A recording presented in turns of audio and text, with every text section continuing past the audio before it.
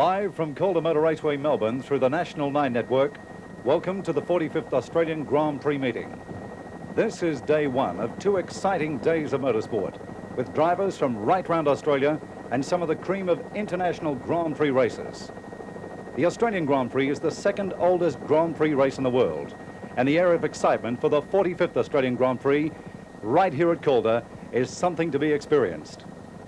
My name is Ken Sparks, and with me, one of the world's best-known motor racing drivers, 3 times world champion, Jackie Stewart. Welcome to Australia, Jackie. Ken, thank you very much. And of course, it's a great privilege to be here in Australia for this event, because I think everyone all around the world's been waiting for Alan Jones to come back to Australia. He's boasted all the year that all he wants to do is finish with a season of Grand Prix racing, win the World Championship, and get home to the farm. Well, now he's got home to the farm, but this Calder weekend, I think, is terribly important in Alan's life. He knows that his father won this great Grand Prix many, many years ago, and he wants to equal that event by winning it himself. I think you're going to see great racing out here. It's a tight little circuit, which means it's always going to be close racing. I think you and television are going to see one of the best weekends of motorsport that I can think Australia have had for a very long time indeed, and I'm just pleased to be back amongst it all again. Jackie, it's always great to have you in Australia, and when we were flying in the helicopter when you arrived from America the other day, you remarked about the circuit, your feelings as we flew into Calder.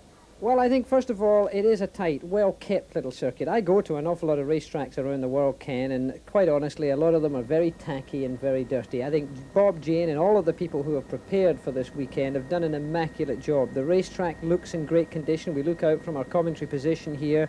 It's going to be good from that point of view, and they've put a great package together for us, because here in Channel 9 we're going to cover all sorts of events this weekend. It's not just going to be a matter of this Australian Grand Prix. We're going to have qualifying, we're going to have a Commodore race, we're going to have Formula 4, we're going to have touring cars, we're going to have sports cars. Uncle Tom Cobley and all are going to be in here, and I'm just very happy to be, as I say, part of it with you. What about the practice itself? After seeing Didier Pironi from France and yesterday Alan Jones practicing, the feeling here, was it similar to what you see overseas in America and Europe? Yes, because one other man, Bruno Giacomelli, who of course is driving the Alfa Romeo car here and is the main opposition to Alan Jones for winning this Australian Grand Prix, is very quick indeed. The Alfa Romeo has been very fast during this Grand Prix season. Pole position for the last Grand Prix of the World Championship at Watkins Glen. It looks like he could be a serious threat to Alan, and that's the car you're looking at right now, the red and white car down there, car number 23. Giacomelli's just desperate to win a Grand Prix of any kind, and that's what he's come over all this way to do. He's come specially for this event. He's going back on Sunday night, so you can tell that he's only here for one reason. It's an extremely powerful car. It's a car that can certainly do the job for him. Alan, of course, has got a well-proven car, but when you've come out of winning the World Championship, Ken, I've known an awful lot of drivers and teams who have slackened off just that little bit. And that's when somebody like Giacomelli can step in there. Of course, lots of other things can happen. Motor racing, everything's dependent on the mechanical factor of the engine. If they go off the road, or if they get a wheel off, they get a puncture. The weekend is a long one for the drivers, and we're going to be here for it. And you'll see all the action live on the National 9 network, and it's certainly great to be working alongside Jackie Stewart. Racing of a different type, we've been talking about Grand Prix racing. Let's go to Mark Fogarty down there with drag racing now. Thanks, Ken. This is certainly going to be a very special race meeting. The highlight this afternoon, as far as I'm concerned, will be the top 6 qualifying run-up. Having their equipment here and suitably set up for the track, of course, gives them a reason for perhaps trying to squeeze in an extra lap or two. Bruno Giacomelli, of course, young Italian, driving the bright red and white car from Italy. The car is financed by the Italian government, but I think the reason that he's out there right now, apart from anything else, he has a new set of tyres on, Ken. We could see, and you can see what a wonderful day it is here with that heat mist looking down this long straight as Giacomelli comes out of it from our camera right up at the top end of the straight.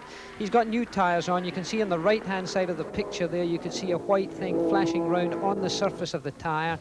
That's only a sticker that gets put on. It'll take Giacomelli quite a few laps to warm up those tyres and get them into working temperature, particularly when they're new.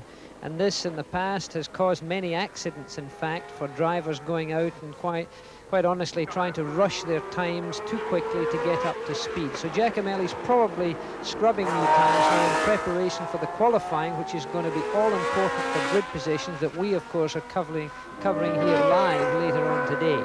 It's been a very clever thing of Giacomelli to come out here to Australia, don't you think, Jackie? Because of the fact that he's one of the up-and-coming young drivers. Some people are sort of muting the fact that he could be a future world champion. And what are your thoughts about him coming down to Australia? Do you think it's just a deliberate act to beat Alan Jones, the current world champion? Oh, I don't think there's any doubt about that. He wants to win desperately. He'll go anywhere to win a race, and particularly a Grand Prix event. And of course, to come down here, it's important for Alfa Romeo, who are marketing many cars here in Australia. And of course, I'm sure they were very influential in getting the factory to agree to bring Bruno Giacomelli down here to drive this car. Giacomelli himself has had a checkered career so far. He hasn't had a great deal of success. In the top right-hand corner of our screen there, you can see the clock running to indicate the number of seconds around this Calder racetrack here. Giacomelli started off his Formula One life driving a McLaren, in fact, a McLaren Ford. Was given his chance on that car, did very well. I was at the Grand Prix that he made his first appearance at, and he showed tremendous promise very early on. Since then, not too much promise has come, in fact. I think he's had a few rough edges. He's not on a hot lap, by the way, just now. You can see his head dogging around there, and he's being shown the checkered flag here by the officials, and he's been brought in. So really, he didn't do one lap in anger. I think probably he was bedding some new tyres in, perhaps also bedding some brakes in, because they have to put new pads and the disc brakes, and this could be very useful to him and in a way very necessary, because there's not going to be much practice left for him prior to, of course, this afternoon's very important official qualifying session. Well, indeed, Costanzo could really do well here, could really come up strong. John Wright has been travelling well. John Davison has also. And a man who's not on that list right now, Didi Pironi from France, who is now driving for the Ferrari team. He hasn't been having quite the amount of success in practice that he had expected. He got in rather late. He hasn't been getting the quick times he had hoped for, but I think we're going to see him later on this afternoon also.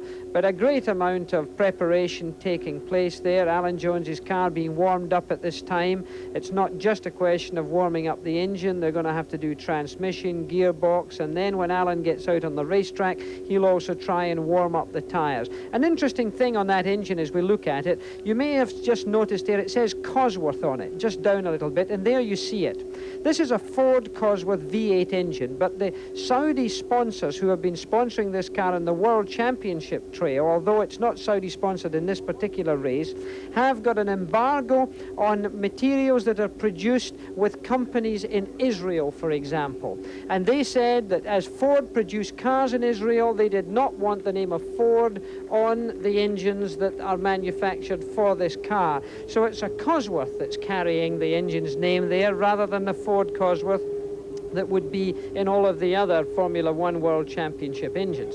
They start off in 6th position for this Australian Grand Prix.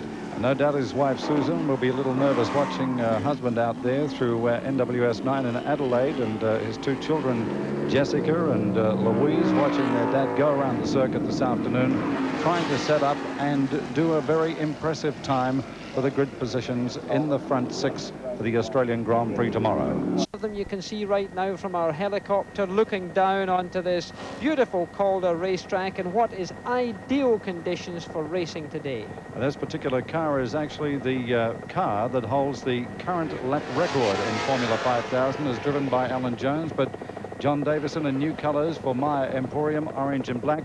A very dedicated family. Of course, he has 2 other brothers running here. His father won the Australian Grand Prix a record of 4 times. Well, that's a pretty good record. The name of Davison stands proud in the history books of motorsport, and it's very nice to see a family coming along and keeping on with the history of motorsport. You know, it's something that you do see in Australia a great deal. Of course, the great Sir Jack Brabham has Jeff, his son, driving now very competitively in America. Jeff, in fact, won a Can-Am race the other day in the United States. And we see our time here has come to an end at 40.97 is the time that we have up there for him. There in his third lap, John Davison coming up to the checkered flag, trying to get onto this all-important 40. Can he do it? And no, 40.16 we have unofficially. Didier Pironi. We're with Didier Pironi in the pits at the moment. He's just waiting for his turn to come. Didier, how are you finding it here at Calder? Well, I find very well. I was a bit tired yesterday, but it's okay now because I had a good sleep. And I'm just waiting to know how the car will go. You haven't had much practice here. You only arrived yesterday morning. Would you have liked more practice to get yourself in tune with the car and the circuit? Yes, the problem is we need practice when the car is not really good. And we had a lot of problems yesterday with the fuel system. And the engine was not working at all, so I hope we'll work today, but we will see that now. This is a Formula 5000 car as opposed to a European Formula 1 car, which you're used to driving. How much different is this than the normal cars you drive? Well, the main difference is in the grip. I mean, there is a lot more downforce on the Formula 1 because of the ground effect. And the engine is also very different because it's much easier to drive on this car. Okay, thank you, Didier. Back to you, Ken. Good, thank you very much, Mark. What a remarkable man he is too. So cool. And on the circuit you see now John Wright. Well, John, of course, putting the pressure on. He's just completed his first lap, and a lap of 39 seconds dead unofficially from our timing here, which in fact puts him up into pole position, taking it away from John Davison. This is an impressive start to the day as far as we're concerned. Remember, we've still got Bruno Giacomelli and Alan Jones to come, so for goodness sakes, don't leave us at this time, because there's a lot of racing to come from Calder today. As you see him now getting round John Wright in this yellow Lola, car that's made in England by a man called Eric Broadley. I raced the Indianapolis 500 on Eric Broadley's Lola, nearly won the race, leading the race with only 2 laps to go, and the damn thing ran out of petrol. Currently at the moment he is the fastest Australian on this circuit in practice. Well, Constanzo is very highly thought of. He's well recognised around the world now. Remember, we do get all of the information with regards to what's happening in Australia through the journals that come to Europe and the rest of the world, South America and everywhere else. Motor racing is one of those very complete sports with global interest. And Costanzo is certainly known for his talent down under. A great opportunity for him to compete head-to-head with people like Alan Jones and Bruno Giacomelli. It's a chance like this that he needs. He's not a young man, he's 37 years of age. When I say he's not young, well, in motor racing terms, that's not young. Certainly in Grand Prix terms, it's not very young. I retired, in fact, by the age of 34, but I was rather the exception than the rule. And there he goes on his first time lap. A great fan of Sterling Moss early in his career. As a matter of fact, he imagined himself like the great Sterling Moss and said to friends that he would try to drive like him. And he's nicknamed the Sterling Moss of the local racing circuit by friends and family. Well, his first flying lap there, in fact, was 40.83 unofficially from our timing device up here in the Channel 9 commentary position, so therefore that's a good start for him. Remember, he's got to beat unofficially the time that we have of 39 seconds dead, so therefore he has to do everything in his power to do that. He starts off in another lap. On this lap, he's got it down to 39 seconds and 74 hundredths of a second. We've got our clock running, as you can see in the top right-hand corner. It's up to him now to make no mistakes at all, to try and keep the pressure on. Driving one of these Formula 5000 cars, very flexible, a lot of torque, very tight circuit for a car of this size and this power. Takes a great deal of talent to drive it smoothly. Let's have a look at him and see how smooth he can be.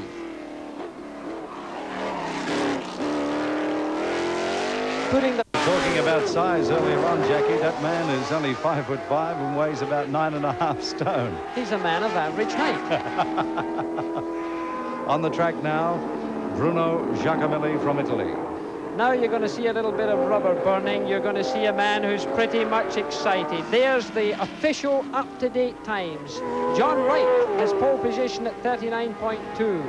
Constanzo in second position, right at 39.4. 40.2 for John Davison and Rob Butcher 40.1. Bruno Giacomelli now on the racetrack, driving the factory-entered Alfa Romeo. car that took pole position, remember, and this is what this man is after right now, pole position. It was in pole position in the Grand Prix East at Watkins Glen on October the 6th of this year. Our clock has started. Bruno Giacomelli is on it. He's going up to Repco now. Bruno Giacomelli, famous for his aggressive driving, a very hairy young man on the racetrack at times, has been known for his heroics, whether it be in Formula 3 round the Monaco Grand Prix racetrack, whether it be in Formula 2 or whether in Formula 1. He hasn't been without his knocks and bangs. He's certainly been in the centre of some trouble. With Alan Jones, he tangled in the Grand Prix West in Long Beach, California this year when Alan was coming up to Lapham, a race that Alan Jones would probably have won. And there he crosses the finishing line with a time of 37.40, which puts him in pole position for this Grand Prix of Australia, therefore putting considerable pressure onto Alan Jones.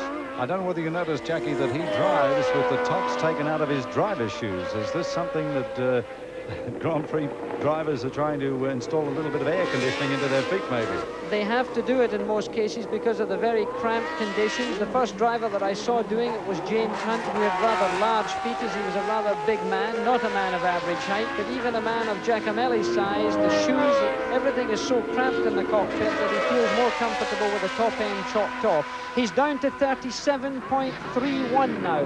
Giacomelli putting the pressure on. Our clock's still running for him. See the back end sliding out there. That's called oversteer. That's when the back end slides out and the driver corrects the skid, so to speak, by steering against the skid.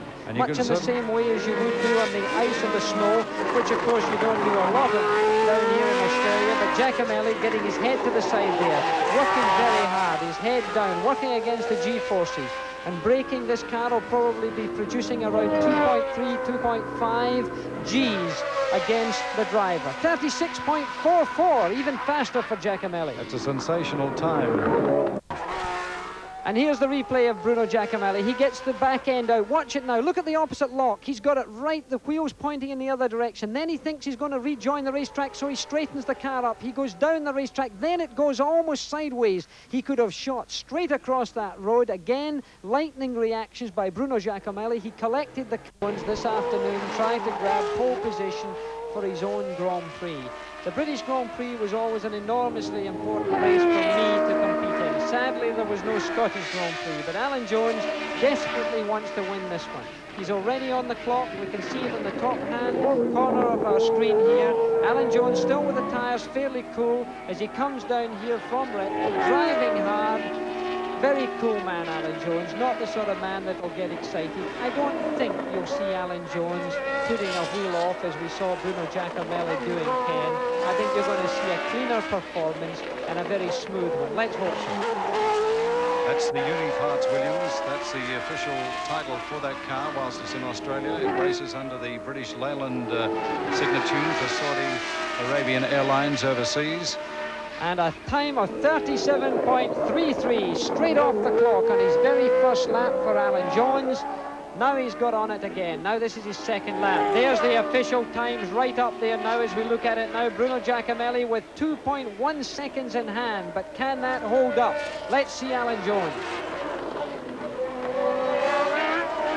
The prestige of this, for him to be in pole position, would be a big thing for Alan, just for his own personal satisfaction point of view. Proudly carrying the Australian flag right next to his helmet in the cockpit. We're starting our clock again, and he's registered 37.56. He's still behind Bruno Giacomelli at this time. Giacomelli still on pole position. He's now on the third lap of only 4 laps. Bruno Giacomelli at this time is holding pole position, Ken. And of course, Alan Jones, for those people who may not know, is driving with an injured hand. This hand, he had an accident at his farm. He was trying to stop a horse from rearing. He got caught in an O-ring, and he heard a snap. He thought it was the bridle that actually was about to go, but it was his finger. Just look at that time, Jackie. 37.20, not good enough, Ken. He's still got to do it. He's only got 1 lap to do it on. Alan Jones giving everything of this car right now. This gives you some idea what you have to look forward to tomorrow. tremendously important day for Australian sport here on Channel 9. Alan Jones is going to be against Bruno Giacomelli, and at this time Giacomelli is showing that he could easily win this Australian Grand Prix. Alan Jones now on a last lap effort to take pole position. The checkered flag is out for Alan Jones.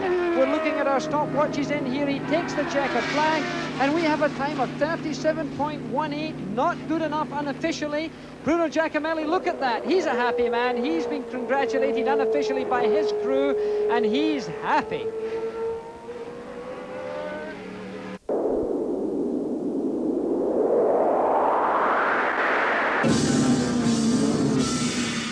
It was my best lap actually, but you know, I was trying too hard too soon, and the tires, they wasn't hot enough, so this is why I had a bit oversteer, and then I went out of the circuits, you know, a little bit in the sand, and that's all, you know.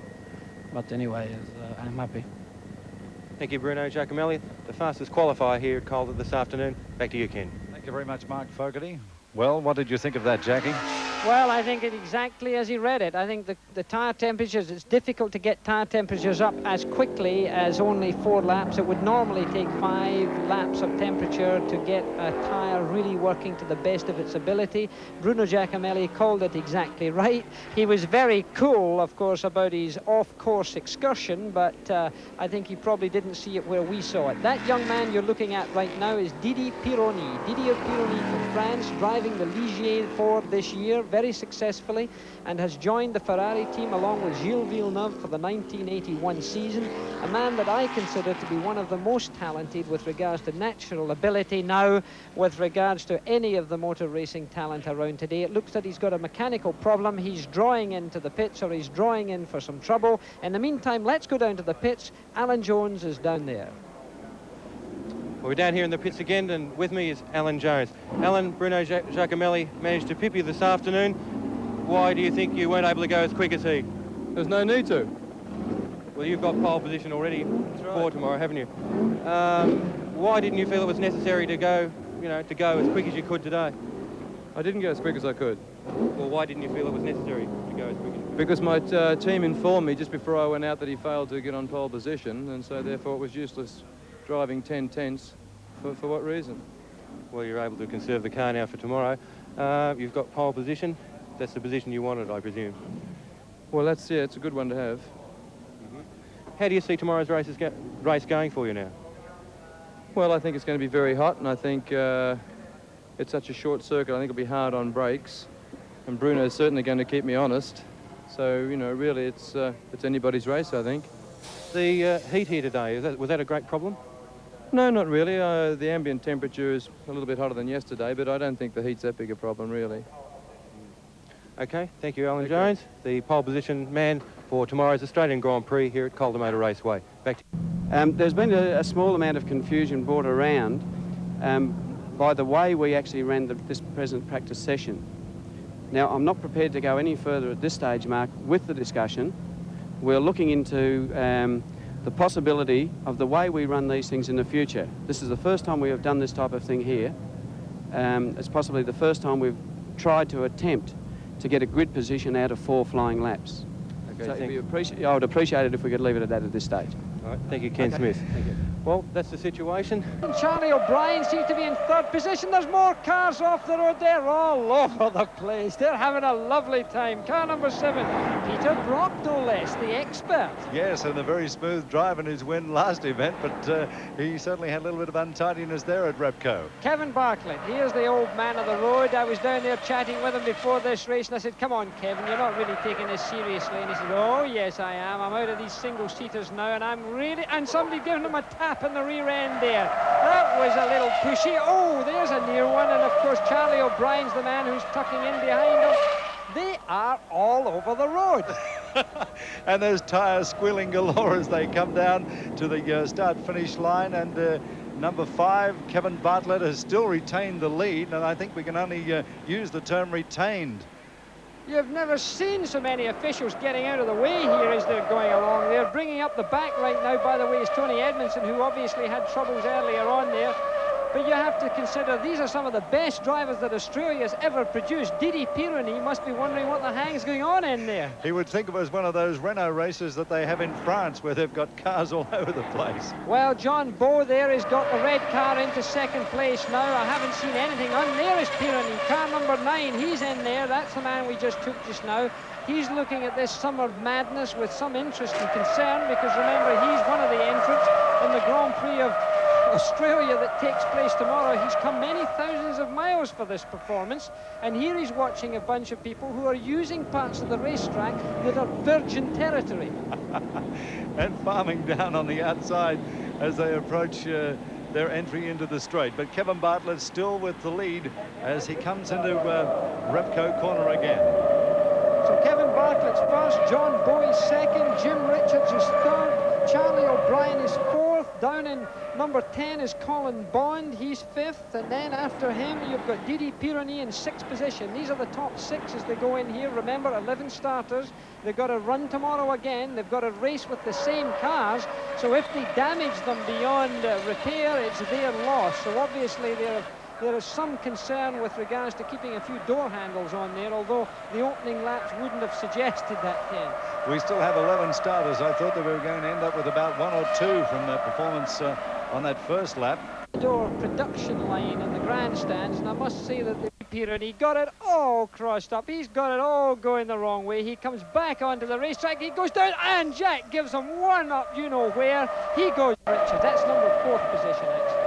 As they come through here on the very last lap, and look at this, that's close. That's Peter Brock there in that red car who's putting a bit of pressure on there. A sensational finish to what has been a sensational race coming up on their final lap now. Down the back straight and getting set to move into the S's. Kevin Bartlett again holding off John Bowe. Okay, remember this, tomorrow they start off in reverse position. In other words, if Kevin Bartlett can hold it together now on these last 2 corners, it means that he's going to start on the back of the grid tomorrow, which is going to be fun for everybody. And look at this, he's got it all the way John Bowe off. again doing a little farming. And he's going to hold second place as they come through. So Kevin Bartlett waves a happy man. John Bowe. Oh, what On the circuit, one moment on the National 9 Network.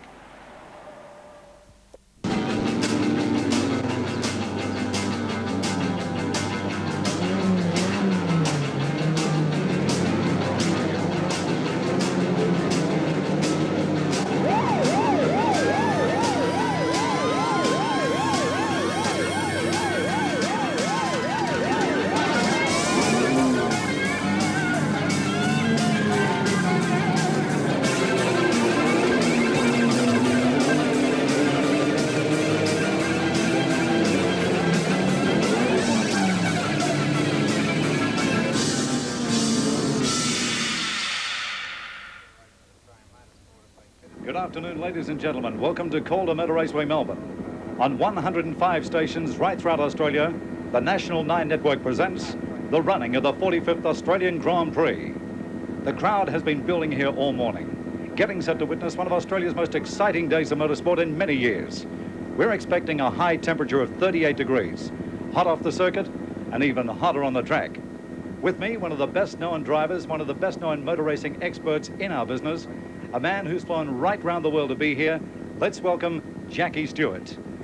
Jackie, great to have you back on day 2. Ken, thank you very much. Well, yesterday for me was a tremendously exciting race. We finished off yesterday's telecast with the Commodore race.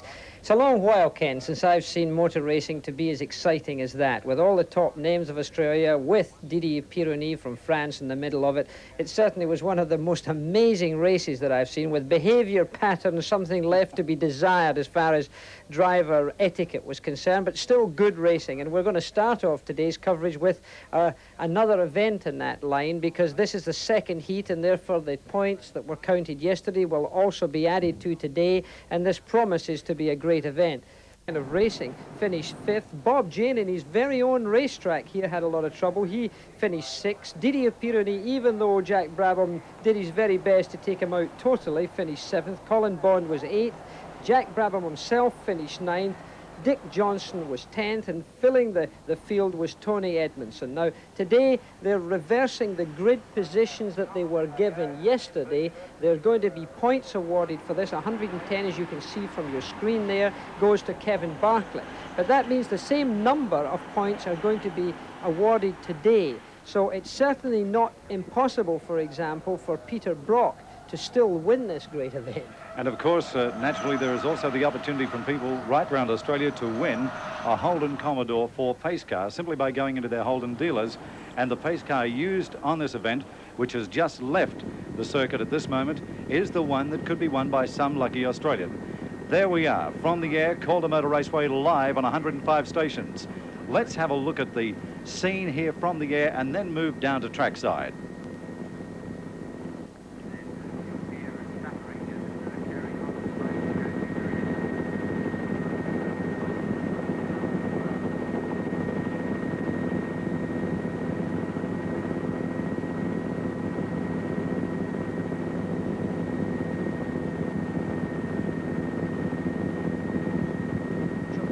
Coverage we have here, Ken, in fact, as we can see from our Channel 9 helicopter looking down on this racetrack. I'm amazed. I mean, I cover a lot of races for American television and lots of other people for the BBC over in Britain, but I don't think I've ever seen quite so many cameras sent out around a racetrack to cover an event so well. I think we've got about 12 cameras here, and I don't think one incident yesterday was missed by our cameramen and our production crew. So as a foreigner, I'm allowed to compliment the team. It's not an in-house compliment. It's those men there, the cameraman that you're looking at right now, the cherry picker that's down for the moment. These are the people who are bringing this sort of coverage to motor racing that Australia, I don't believe, has ever seen before. And look at that, we're now looking down on Jack Brabham with one of our cameramen right beside the great Sir Jack, and a pretty lady wishing him all the very best. Jack Brabham, a man that I've raced against so many times, tremendously talented, and one of the great men of motorsport. As a matter of fact, Jack was telling me that he went straight into the first corner, shut his eyes, and was warned. As a matter of fact, all the drivers were warned that they would have to drive just a little more sanely today. Richards and Peroni, they collided. Peroni spun out and came back into Bumper Jack. Looking forward to the race today, he said. A lot of fun in his own quiet manner. Would have certainly been a little bit more competitive if the cars would have been in Grand Prix, but he said it was fantastic to have a person like Alan Jones here, and it was great to be out here on the circuit and also helping some of the younger people in Formula 2 and also in Formula Ford. Well, the lineup as we see it right now, we have Jack Brabham, who in fact is in pole position. Then we have Colin Bond alongside him there in the front row of the grid, and you can see Colin Bond again with a pretty lady paying attention for him. And there you see the lineup there with the starting numbers, the starting positions and the car numbers, etc.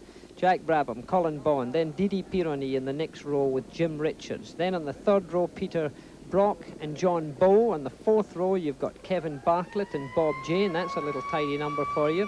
Then you've got Dick Johnson, Tony Edmondson, and bringing up the rear, Charlie O'Brien, all out on his own because it's 11 cars that are running here. And there you see the lineup. And remember, it's 110 points that the winner gets.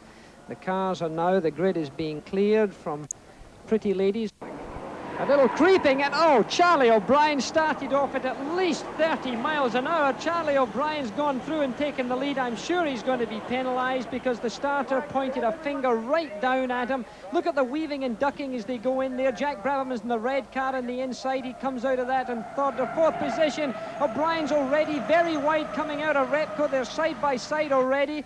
A little bit of dust and gravel being put up there. They're three abreast coming down from Repco. And there's certainly much even in this, much more even than yesterday in this first lap. I think there's much more determination here, Jackie, with these drivers today to make up for some of those bad lines of yesterday. Listen, don't think about it. Look, what do you call that for a line? They haven't even got on the racetrack yet. There's more on the grass than anything else. Really side by side, pushing it as hard as they were yesterday. Let's see who's coming through there. Can we read the numbers? It's almost impossible. Brabham certainly dropped back quite a lot. Coming onto the front straight, and there's cars all over the road. And Peter Brock was saying that the first lap yesterday was horrendous, and naturally the first lap today has been that way for them. car number 1. Charlie O'Brien is leading, but as you said, he could have been and may have been penalised by the clerk of the course. Well, he did jump the start. There's no question about that. From our commentary position here, we can see it. And there you see again, slow motion, the replay coming out of there. They're all over the place. That's Repco that they're coming out of. The car on the right-hand side, I can't even see his number right now for the dust, but he's back on. Charlie O'Brien is reading at this time. Jack Brabham is there. And we're back live now. The blue flag has been shown. That's the flag to suggest to people that there may be somebody overtaking. Brabham's in 3rd position right now. And Peter Brock, of course, in the black car is trying to make up some sort of position there. Peter Brock, a man who has a great reputation at stake here too. Yesterday he didn't do so well in this event, but it's certainly a much tighter field right at the top. A bit tidier there too, I think, Jackie, coming into the straight. Well, I think Peter Brock's in 2nd position right now. It could be that he's in there. Let's see. It's car number 1, then car number 7. That is Peter Brock. Then car number 6 is John Bowe. John Bowe's well up, remember. They've got to consider the points of the future. John came 2nd yesterday. That's Dick Johnson, car number 3 there. But still in the lead on the road at least is car number 1, Charlie O'Brien. Car number 2, Tony Edmondson's right at the back of the field. He's had a moment. He's been in trouble, so therefore he's right at the back of the field. And the positions after 2 laps, it's been changed. Charlie O'Brien is in the lead on our screen, followed very closely by Brock. We would have to, and John Bowe in 3rd position. We would have to wait for the officials to give us the official placings at the end of this, but that's the way the race is running at this moment. It does look by the flash that came up on our screens that the officials may have already considered it a penalty for Charlie O'Brien to have jumped the flag, and we'll have to wait for confirmation of that. And Colin Bond, of course, in the first 4 too. He's not a man to be left out of contention, but he looks as though he's opened up a fair distance between himself and the rest of the cars. Charlie O'Brien, as he comes down towards Repco again. So, Charlie O'Brien, officially, a word from the officials, has been penalised by 1 minute. So, poor old Charlie, anticipating that start, is a kind way of saying he certainly jumped it. And look at this, car number 11, gentleman Jack Brabham, totally in the wrong lane, obviously thinking of something else. And Tony Edmondson bringing right up the rear. Tony seems to have dropped out of contention altogether. But there we have the placings, the official placings at the moment after 3 laps. Peter Brock, 1. John Bowe, 2. Didier Pironi, 3. He's certainly made up some time. That's Tony Edmondson now bringing up the rear, and the tyres screaming as they come through Glowweave again and enter the straight. A little bit tidier, Jack. Well, Jim Richards right now is in 4th position. He's up in 4th position. Kevin Bartlett's in 5th position. Remember the man who won yesterday. He's in 5th position. As they come past here, the start-finishing line again. Bob Jane's in 5th position. And Jack seems to have dropped right back, running into second last position. Tony Edmondson just crawling down the straight as the rest of the cars pour through on Repco. And here we are again, right off the road. Car number 10 is Colin Bond. Colin, he was out in a Jaguar, had his wheels fall off yesterday. He looks like his car's falling off today. He's certainly accustomed to that sort of traffic and that sort of roadway too, because he's one of our leading rally drivers. Well, he certainly prefers it on the outside. Jack Brabham, there he is in the red car, using a little bit of the green and brown stuff. I think he may have decided that discretion is certainly the best point of valor, and he's decided to pull out of the fray at this moment after being involved with at least 3 shunts yesterday. Well, that's Dick Johnson he's got in his sights right now. Poor Dick Johnson, if he's seen what happened to everybody yesterday that was close to poor old Jack, must be trembling in his driving seat right now. And Colin Bartlett is trying to make up time down the straight too. Charlie O'Brien still in the lead, but of course penalised 1 minute for jumping that start. Peter Brock out there officially. John Bowe, Didier Pironi, 1, 2, and 3, and the rest are trying to turn it on down general credits back straight as they head towards the S's. Well, putting it in the points level right now, you would have to look at John Bowe as the leader, and there you see the job that Colin Bond has to have in hand. He's not the man in our picture right now because it's still Jack Brabham that's in our picture, and the man trying to get past him is Dick Johnson. In fact, he had passed Dick, so Dick's busy trying to repass him again. Jack Brabham, with his off-course excursions, certainly has fallen well behind the leading bunch. Kevin Bartlett was saying that he would try to keep it straight and clean. He just drove and drove yesterday, and he, although he was starting from further back, said he would desperately try to get up in the front. But at this moment, Bowe and also Brock seem to be able to keep him out as the main bunch pour down the straight. And looking back, we have 3 cars practically locked together. Well, there you see a show there in number 7. He's got alongside. Peter Brock's alongside. Can he do it? This is a real tight number. And there you see Didi Pironi in car number 9 there. He seemed to be in problems too. They've got closed right up together. Peter Brock, in fact, has now taken the lead, going neck and neck down the back stretch. Peter Brock's done it. Can he hold it? And there's Charlie O'Brien has spun right off into the inside. The crowd love it. Everybody's up on their feet. Poor Charlie can't see a thing. It's got the London fog in there. Look at the mess there. He doesn't know where he is. Charlie O'Brien. And here you see the replay once more. Charlie O'Brien spins out. Peter Brock, there he goes. He gets through, no trouble. Spun out all the way, spinning to a stop and getting himself restarted. Number 6 has got himself into second place. John Bowe is in second place. Number 5 seems to be in third place. That's Kevin Bartlett. Kevin's got himself right up into third place now. That's the man who won yesterday. This puts a lot of pressure on everybody. Remember, it's points to count for this Commodore event. Brocky got helped off the track a couple of times yesterday, but Kevin enjoyed his race and he's enjoying it even more today. But Brock again up front with Bowe trying to pass him down our back straight as they head into the S's, and this is the problem area for Charlie O'Brien last time, but they've got through it that time a little more safer than Charlie did. Peter Brock, one of the real talents of motor racing. I prophesy if Peter Brock were to go over to Europe, he could stand on his own 2 feet against any of the drivers in the world in this formula of racing without any threat at all. He could be a very talented man indeed. With only 2 laps to go, he's got a very narrow lead over John Bowe, remember. John Bowe finished second yesterday, and in the point standings, this could be impressive. He could win this championship event if he stayed where he was, and I think he's got his eyes set in trying to win this. Let me tell you what would happen right here, Ken, if you were a real keen racing driver and you were just a little naughty. And about the last lap, coming into the last corner, you would just give Peter Brock a little bump in the rear end. Poor Peter would spin out, and the man in the red car would win, believe me. I know you've been in several of these events before. Well, you're just going to watch and see if there are any gentlemen down in Australia here driving racing cars, because John Bowe is in exactly the right position to do this, and as they come down here, there are only 1 lap to go. So they're only 1 lap to go as they come round here, remember. They're on the second lap right now, second last lap coming up to the start-finishing line. And of course, there you see it, as they pass there. Brock has got a considerable advantage this time, obviously a wee bit of an advantage. He's got to keep that on this last lap now. They're on the final lap. And Bob Jane in the back is starting to make his move too. Now watch for Bowe. He's got to stay very close now. He's got to get right up behind them on this part. Look at them at the back there, side by side as they come out of Repco. Bob Jane's amongst that lock, and look at the inside. He hasn't done it because Peter Brock moved over into what would have to be considered an unconventional line. Now wait for it.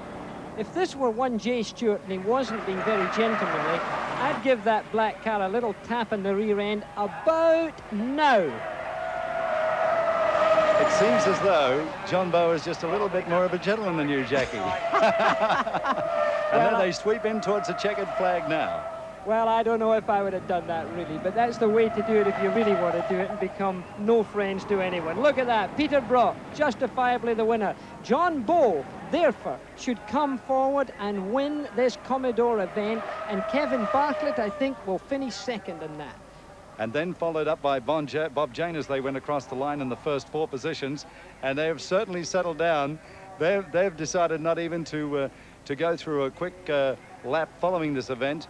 But as far as it went in Heat 2 of the Holden Dealer Team Commodore Race of Champions, Peter Brock in place number 1, car number 7, John Bowe in car number 6 came in second, Kevin Bartlett, car number 5, came in third. And what a great event.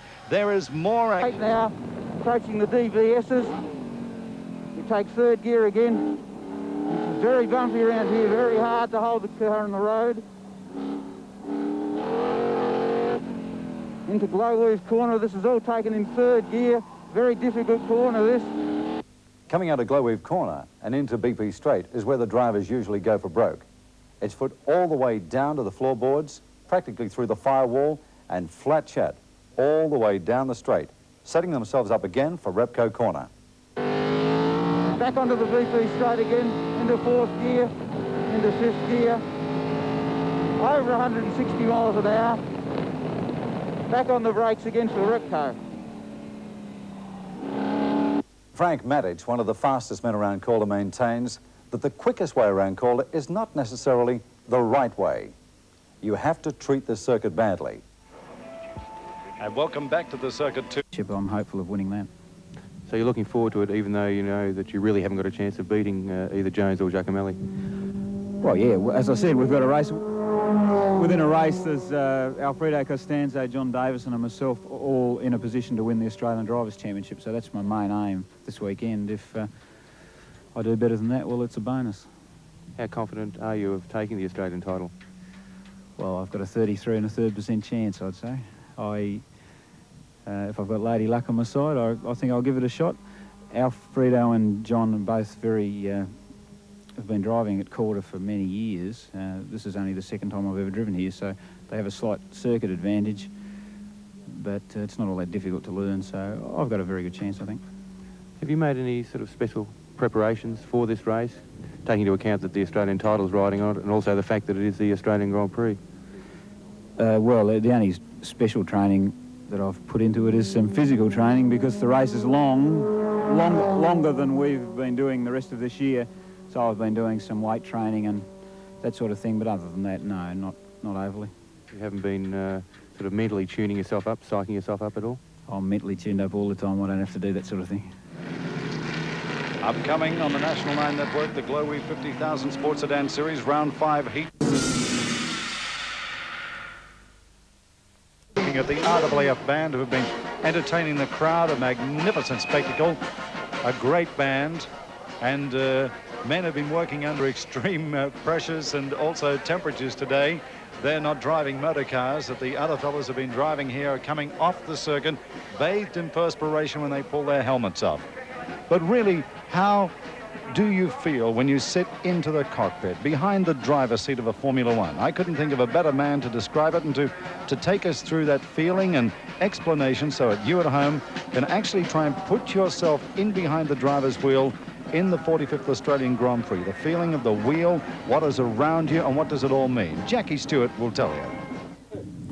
I'm sitting in Alan Jones's very naked Williams. They've taken the bodywork off it so we can see what the driver has to deal with inside his racing car. First of all, it may look very cramped inside this car, and of course there's not much space, but it is very comfortable. The seat of a racing car, of course, is molded to the driver's body, much in the same way as you might take 4 or 5 fittings for a good suit to be made in Savile Row in London. You have to get an expert to make your seat. It molds into your body, and it might take 5 or 6 seats before you get the one that's truly comfortable for the full length of a Grand Prix. The steering wheel, of course, is a lot different than you would experience in your normal family car, a lot smaller, obviously, for the reasons of the confinement of the cockpit it has to be. On the steering wheel, there's a switch here. It's called the kill switch. If the driver, for example, has a throttle stick open with him, he can immediately kill the engine by switching that upwards, and that, of course, can save a major accident. The gauges that a driver has to look at in a Formula One car, the main gauge right in front of him here is the rev counter. That's to say the engine speed. Now, this Ford V8 engine revs here at a maximum of 10,800 revs per minute. That's RPMs. On the left-hand side is his water temperature gauge, and that would normally read around about 90 degrees centigrade or even up to 100 if it's very hot. The right-hand gauge is the red needle there is his oil pressure. That would run around 60 pounds per square inch, or 3 on this metric gauge here. The fuel pressure is the white needle on the right-hand side, and that would run up to about 80 pounds, which would be 6 on this particular meter here. There are other things he has to look for. Up here is in the case of fire. If the car catches fire, Alan Jones could flick that switch, or, for that matter, one of the rescue people who would come to assist him could set off this fire extinguisher, which goes around the cockpit as well as the engine compartment, hopefully putting out the fire. Now, of course, he has a gearbox, the same as you have in your car. So does Alan Jones have one. In this case, it's a 5-speed gearbox. Down and back here for first, third, fourth, up and fifth here right at the back. Reverse is across and forward. He has 3 more switches here. A fuel pump which he can put on here, and this is usually only used to go out of the pits in the case of slow running. He has an isolating switch here for this fuel, for this fire extinguisher, just in case somebody sets it off by mistake. This can be used while staying around in the pits. This bottom switch here is for a rear light. Now, you may say they don't drive in the dark in racing cars, but if it were to rain here at the Australian Grand Prix, the amount of spray that's put up by these very wide tyres almost make it impossible for a car behind to see how close the car in front is. There's a high-intensity light that is fitted to the back of the car, and if rain were to come, Alan Jones would then switch this light on, and therefore the car following him could have the opportunity of seeing how close he is. There are other things that he has to deal with. Over on this side of the cockpit, there's a little wheel here. Now, this is to change the brake balance. When the fuel level of the car goes down, the driver sometimes needs to change that brake balance. He would turn it to the left if he wanted more braking to the front of the car, turn it to the right if he wanted more braking to the rear of the car. One other thing over here is to adjust the rear roll bar, or the sway bar if you like to call it that. It can make it firmer and harder by pulling this knob out and pulling it towards the rear. And that would make the car a little more light-headed in the back end if he wanted a little oversteer. That's to say, if he wanted the back end to slide. On the other hand, if he pushed it forward, it would make the car softer, perhaps, and it would grip more at the back. He also has something over here. If he were, for example, to spin out on the racetrack and come to a stop, he might have to restart his engine if it had stalled, and it would probably be difficult to do so. There's an air bottle in the back that operates an air starter to give him a better chance of getting his car restarted. Some other things here. This pipe here is a medical air supply. Now, this is in the case of fire again. It gets fitted onto Alan Jones's helmet, and that pipe goes into this here. And what happens is that medical air is supplied for about 45 seconds, and it's really a survival cell for that period, so that the rescue crew can have time to get Alan Jones out and the fire put out that may be around him, and in the meantime he's not inhaling flame or hot air that could certainly kill him. He also has a communication set up in his helmet also, this one here, so that when he comes into the pits and he needs to speak to his chief mechanic, they can do so and hear each other without Alan having to take his helmet off. As you can see, I'm wearing seat belts. Just as you all should wear seat belts in your road cars, Alan Jones knows to wear seat belts. In this case, there are 6-point fittings, 2 over the shoulders, 2 round the waist, and then 2 through between his legs to stop something called submarining. That's to say, if there were a head-on accident, he would slide down underneath the cockpit. And these underneath here and between his legs stop him from going down low in the cockpit. So safety is very much thought of in Grand Prix racing today for the driver in his cockpit. So that roughly is what a driver has to do when he's in doing his business in his office.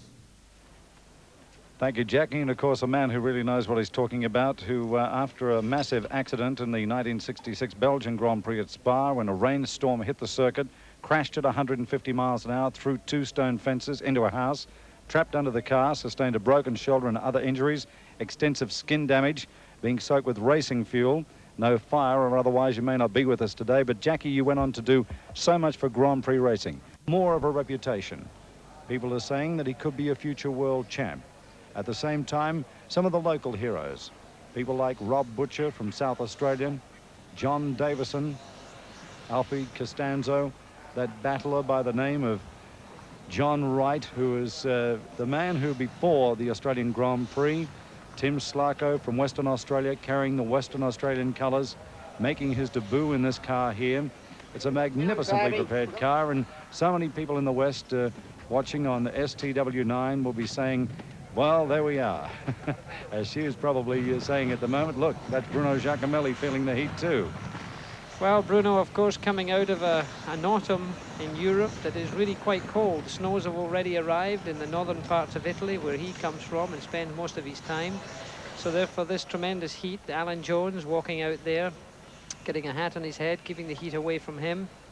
Obviously, he's come back here a couple of weeks ago. He's looking down at his finger there as if he's still complaining of the pain. He broke it about 10 days ago. Certainly an experience he would have rather not have had here prior to this Grand Prix. People from a lot of places have come over here. One of the most interesting characters that I've seen over here, I'll tell you about in a minute after we look at this, what you see on your screen right now, because this is the championship, the Gold Star Championship, the Australian Driving Championship points at the stand. John Davison leading at this point, and you can see how very close it is, only 52 points, 1 point ahead of John Bow. Well, that's a very close way. And then, of course, Constanzo, who so many people, Alfie has so many people following him here. He could so easily today get things sorted out and get back into the lead of this. This, of course, would be a big, important thing for him. You can see the excitement building up on this starting grid. Bruno Giacomelli once again. I was going to tell you about somebody who's come all the way up here to see this event.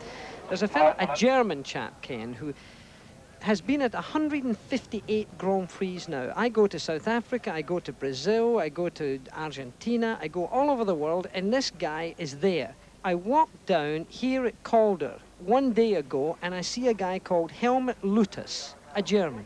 He's a bricklayer. He does anything to collect enough money to come to whatever race is going on in the world that he wants to go to. And right now he's laying bricks somewhere here in Australia, and he's come over to see the race. It's amazing, isn't it? It certainly is, Jackie. He has a reputation around different circuits of being a fellow that would probably have to go down as the major fan of Grand Prix racing, wouldn't he, in international terms? We have a very exclusive club in the world of Grand Prix racing. It's called the Hangers-On Club. I'm the president of it since I retired. We've got some very exclusive vice presidents of it, and he's certainly a member of it, if nothing more at this time. But he's done 158. Keep in mind that I only did 99 Grand Prix in my career. He's already been to 158. Bruno looking relaxed, a man who's been through it all before. Obviously for him it would be important to win this race. We can't bring that away from him because he has never won a Grand Prix, and it would be terribly important for him to get this one, particularly in front of Alan Jones's local crowd.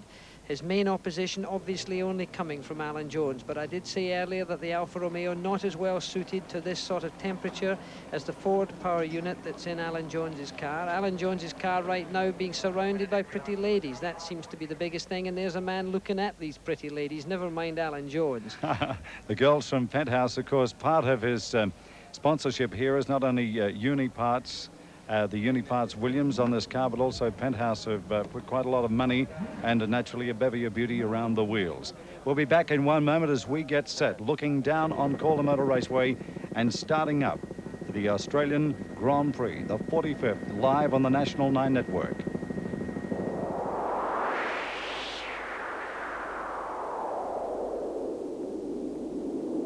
The 45th Australian Grand Prix. And just quickly, Jackie, looking down on this aerial shot, we look down onto our grid positions. Grid position number 1, the Uniparts Williams. Well, Alan Jones, a man that really should win this motor race, reigning world champion, a car that's well suited to any kind of racetrack right now. I would have to, if I were a gambling man, pull on Alan Jones. Bruno Giacomelli in car number 23. Very aggressive. You see him trying to push very hard. He's a good starter. He's done very well at starts before. He probably is a little over enthusiastic from time to time, so therefore you could see some excitement from him. Alfredo Costanzo in car number 84. Wanting to do very well, obviously wanting to show up well against the opposition. Difficult for him in a car that's obviously not as good as the two cars ahead of him. And John Wright, car number 76 alongside of him. Same situation, obviously not with the type of cars that can immediately compete against Alan Jones, but wants to put on a demonstration that would give him credit overseas and therefore someday be able to step into the foot. Car number 4, John Davison. Well, John, there's a man who wants to do well. Great history in the family of motorsport, and winning this Grand Prix, he could be a father and son winner of the Australian Grand Prix, if not this year, perhaps in the future. Rob Butcher, who is in car number 10 from South Australia. Again, wants to demonstrate his sort of talent. It's a great opportunity for all of those drivers to be able to achieve just that, be able to show themselves in front of their Australian crowd as real competitors. The cars, by the way, this is not the start of the race. They are going round behind the pace car. It's the Channel 9 car. In fact, I think it may be being driven by Kevin Bartlett. They're leading the cars round here. You see the cars weaving, ducking and diving. This is to get the tyre temperatures up to a level that allows them to have maximum grip and adhesion. The tyres are cold, therefore this is not the kind of situation that a driver would want to go into the first corner in with cold tyres that wouldn't be giving maximum adhesion. Looking down from our Channel 9 helicopter here at this tight little race car track, beautifully prepared, beautifully turned out. There you see Alan Jones coming towards us now, car number 27, the number that carried him to the World Championship. The rest of the drivers looking in their mirrors, checking the rear view mirrors, making sure nobody alongside them as they weave and duck to get these temperatures, transmission as well as engine, up to temperature with their tyres. Car number 7 is Chaz Talbot. In 25, Didier Peroni. Mel McEwen from Murray Bridge, carrying the colours of blue and white and the hopes of the people from Murray Bridge in South Australia. Peter Edwards in 21. John Smith from New South Wales, a very quick driver in a 1600cc Formula Pacific car. Ivan Tighe from Queensland. Tim Slarko from Western Australia. Ian Adams from New South Wales. Barry Singleton. Carl Trengove in car number 34. Barry Singleton in car number 16, of course. Trengove from South Australia. Peter Williamson in 77 from New South Wales. John Bow from Tasmania. Car number 11. Gary Cooper from South Australia. Car number 12. And they're the boys, unfortunately, bringing up the rear of the field. John Bow and Gary Cooper. There you see the lap times achieved by these drivers in qualifying. Alan Jones holding the pole position at 36.1. Jack O'Malley just behind them at 36.3. Then a bit of a gap to Costanzo. Alfie getting round in 37.9. Alan Jones is already on the grid, by the way. He's come to a stop. He's speaking to his mechanics. You can see the rest of the times there, all the way down to Didi Pironi in 8th position. Car number 25, 40.2. Didi, with his racing experience, could easily improve on his practice time just with his race craft. One man missing from this starting grid is John McCormack. John, I hope you're sitting in Melbourne feeling a great deal better than you were last week. It's in Adelaide, in fact. I'm sorry, my geography of America getting lost. I hope John's certainly, I hope John's feeling a lot better, because he had a very serious car accident coming to this event. And I certainly hope, John, that all goes well for you and that your racing career will be continued in a very short time. So, to Adelaide and the big country of Australia, I hope you get well and you get back to racing very soon. They're now on the grid proper. This is them getting ready now. Alan Jones's mechanics once more just checking the valves. I'm looking at out of my commentary position here, and they're making sure that everything is right, checking the valves and the tyres, putting the bodywork back on top of the engine. Bruno Giacomelli pointing away, waving to his mechanics. He wants to talk to somebody. He's saying no. He doesn't want the race started at this time. No, no, no, he's saying. They're trying to communicate with him. He's in a problem. They're working at the back end of the car. They've got a hammer or something out there at the back end. If we can just, with our camera, look back a little bit more, we can see them working feverishly towards the rear of the car. It's at this side of the car that they're looking. Look at them tapping something there. A late time of the day to be doing a sculpturing job. A long screwdriver and a hammer being worked upon in this Alfa Romeo engine. Something, it's amazing with the hours and hours of preparation that goes into those cars, and yet just at this time you find something going wrong. And thousands of balloons just being released now over Calder Motor Raceway to add to the festivities of what has been a tremendous week of preparation. But as you say, Jackie, the time and preparation that has gone into this car from the Alfa Romeo team, and right at just before a mere 30 seconds to the start, that they've got to do some last-minute repairs. Well, the engines have all started now. Giacomelli seems now to be content. His mechanics have gone off on the wrong side of the racetrack. In fact, they're over there. It's only 10 seconds to go. The man is taking the flag in his right hand. We'll just listen to this wonderful noise.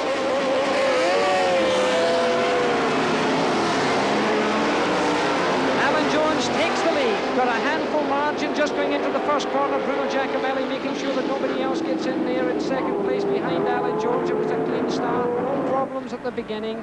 Alan Jones making a convincing start. Wheels spinning just enough. They take the clutch out around 8,500 revs per minute as they go along there. It looks maybe like John Wright might be in third place. We're trying to find the numbers as they come down out of Repco here. In fact, it is John Wright's in third place. Alan Jones taking an immediate advantage on Bruno Giacomelli as they come out of the last corner, going onto the pit straight at the end of this first lap, and the Australian crowd up cheering and clapping Alan Jones. Bruno Giacomelli in second, Wright in third place. Car number 84, Costanzo, is in fourth place. Now we'll have to see if he can improve on that.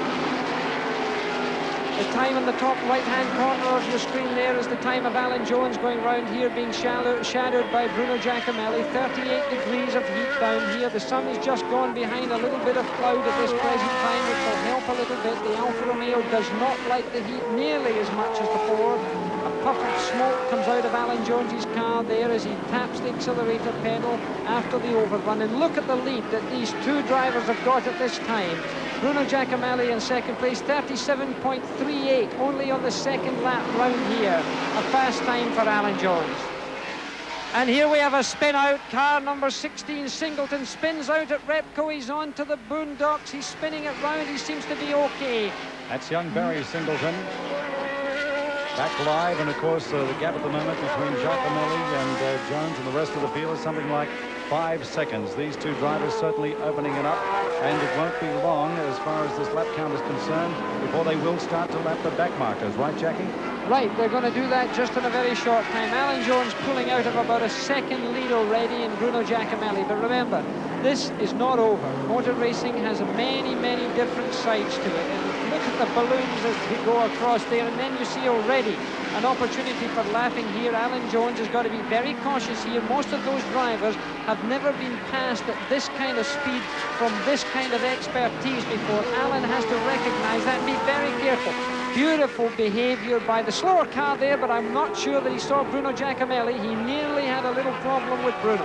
And as they come up past the pits, a man in the pits, unfortunately, is car number 71, John Smith. It's unfortunate for the Mr. Juicy car. This car has been a very reliable but very small engine car, mere 1600cc. And John Wright is just going up there. John Wright, who was in third place, spinning off. He doesn't, in fact, spin at this stage. He keeps the car in beautiful control, opposite lock, sliding the car on, but gives away a very important third place. Very bad luck to him. Now we're back live with Alan Jones. Seems that Bruno Giacomelli has closed up a little bit, Ken. It certainly does as they come into the straight again. Giacomelli is not going to allow Jones to get away from him whatsoever.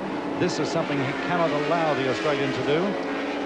Bruno Giacomelli already coming out of the slipstream. The reason for that may be that his water temperature gauge is beginning to show reasonably high, so therefore he's not tucking himself into the draft of Alan Jones. He was staying away from the slipstream, and by so doing perhaps hoping to get cooler air. He certainly does seem to be tightening up that gap, but now they're going to come up against the slower cars. Look at this girdle of cars that they're going to run up against now. The blue flag will be shown. The blue flag is to show drivers in front that there's going to be lapping from behind. Pay attention to their mirror, the blue flag says, and there the car in the pits is John Davis, and very sad for him. It looks like he's been pushed away for the day. Well, it's certainly unfortunate for John, who also, after 5 laps here, we look at our leaders, Alan Jones, Giacomelli and Alfredo Costanzo, the first of the Australians, and the battle, of course, today on between... Oh! They came together. Bruno Giacomelli came alongside Alan Jones, took an opportune moment, kissed the car of Alan Jones fairly and squarely. He could have damaged the wheel very easily. That was a very aggressive move by Bruno Giacomelli. I would have to say that a young driver would try to do that. Alan got boxed in. There's the replay. Alan Jones gets boxed in. Bruno Giacomelli has the road. Alan did not see him. I'm sure of that. Alan did not think that Bruno Giacomelli was alongside him, because Alan would not have expected that in that traffic. He was paying attention to the cars that he was trying to overtake. We're back live. Bruno Giacomelli, the man that you've got on the clock right now. Bruno Giacomelli is leading this race. He's pulled out a considerable advantage. That's him right there. He's trying to get a fast lap in at this time to try and establish, to break the gap from Alan Jones that he set up, and he certainly opened a tremendous gap from Alan Jones right now. Bruno Giacomelli coming by on a time of 37.01. Alan Jones has dropped back considerably. In fact, as Ken's taking the time here, it's a full 3 seconds he's behind Bruno Giacomelli. There you see the leaders. Alfie Costanzo there in third position. That must be satisfying for him. Bruno Giacomelli is pleased, and this man, car number 27 in the Unipart Williams, is chasing him right now. And a black flag for Barry Singleton in car number 16, and Cole Tringo in car number 34 from South Australia was the man in front, which assisted Giacomelli to get through on that movement. Well, Barry Singleton's car is certainly dropping oil. There's smoke coming out of it, and that's why they're giving the black flag. The black flag means that you must come into the pits, have your car examined, and that's what's happening right now. There will be a CAMS official down there to see if the leaking oil is going to continue and therefore be dangerous to other users of the racetrack. Bruno Giacomelli, the man second in your picture right now, finding a way. Circulating at 37.7 and 37.6 to Alan Jones. Will we have the timing on Giacomelli at this moment to make it a little more official, a little more accurate as he sweeps into the straight again? Sweeps past Rob Butcher there in that last corner. Alan Jones now setting his sights on him. It'd be interesting to know if Alan's got any sort of trouble after that coming together that he had with Bruno. Maybe something at the suspension could be opening up there, because the gap has now reached 5 seconds. Bruno Giacomelli has taken a 5-second advantage on Alan Jones. He's opened it up 2 seconds and 2 laps. Giacomelli really putting the pressure on here. This is a surprise to many of the people, and obviously no more surprise the driver is there than Alan Jones. He certainly seemed to be caught in a little bit of a surprise when Bruno came alongside him coming down the straight from Retco, when they really came together in a fairly strong way. It could be that Alan Jones's suspension could be slightly damaged because of that. It can happen.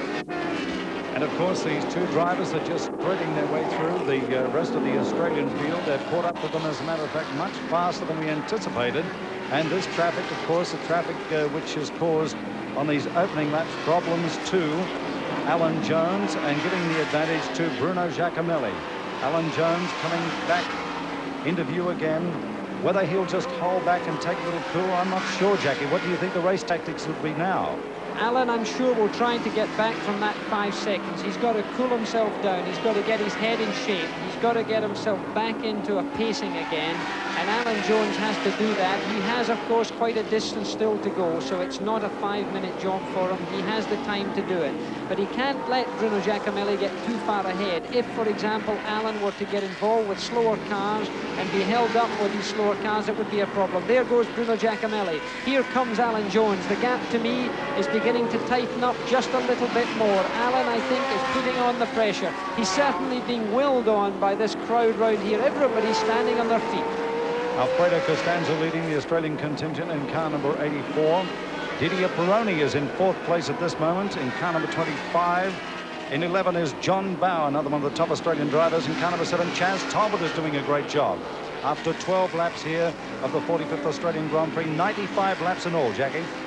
And after 12 laps, the gap has come down to 2.84 seconds between Bruno Giacomelli and Alan Jones. Bruno's tucked in behind a slower car right now. Let's see if Alan can close up that gap right now. He's going to be really trying. Bruno Giacomelli trying to find a way round. That cost him time.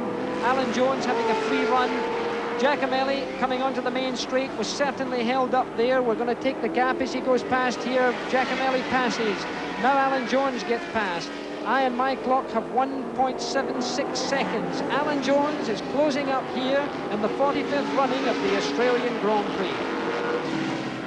And what an exciting opening laps in this traffic, hindering both drivers to a certain degree, but of course they're running in the Gold Star Championship too. There are other cars out on the circuit up in these two vehicles and trying as hard as possible.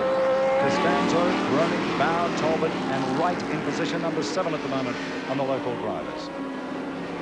Costanzo obviously doing well here. Very important for him in this championship to try and get ahead of his opposition because of the Gold Star standings. And of course, in front of his local crowd, he's such a favourite. Again, high above this Calder racetrack from our helicopter position. We've got 12 cameras around here to pick up all of the action. I don't think we've missed a single incident in this weekend of motorsport here at Calder.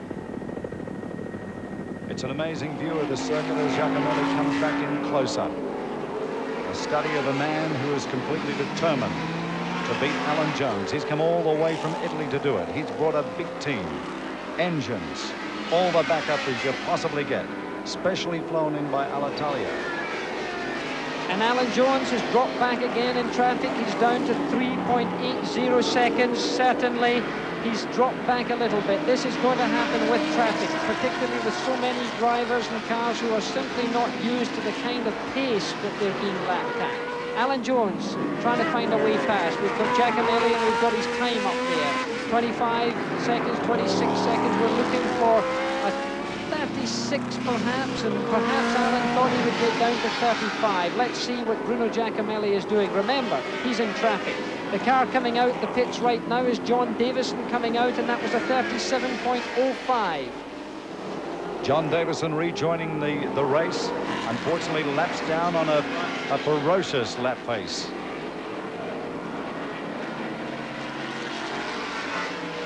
These drivers have been trying hard all week to get the best local times. They've put all the effort into this event. They're trying hard in front of the home crowd. And watching Bruno Giacomelli take yet another driver.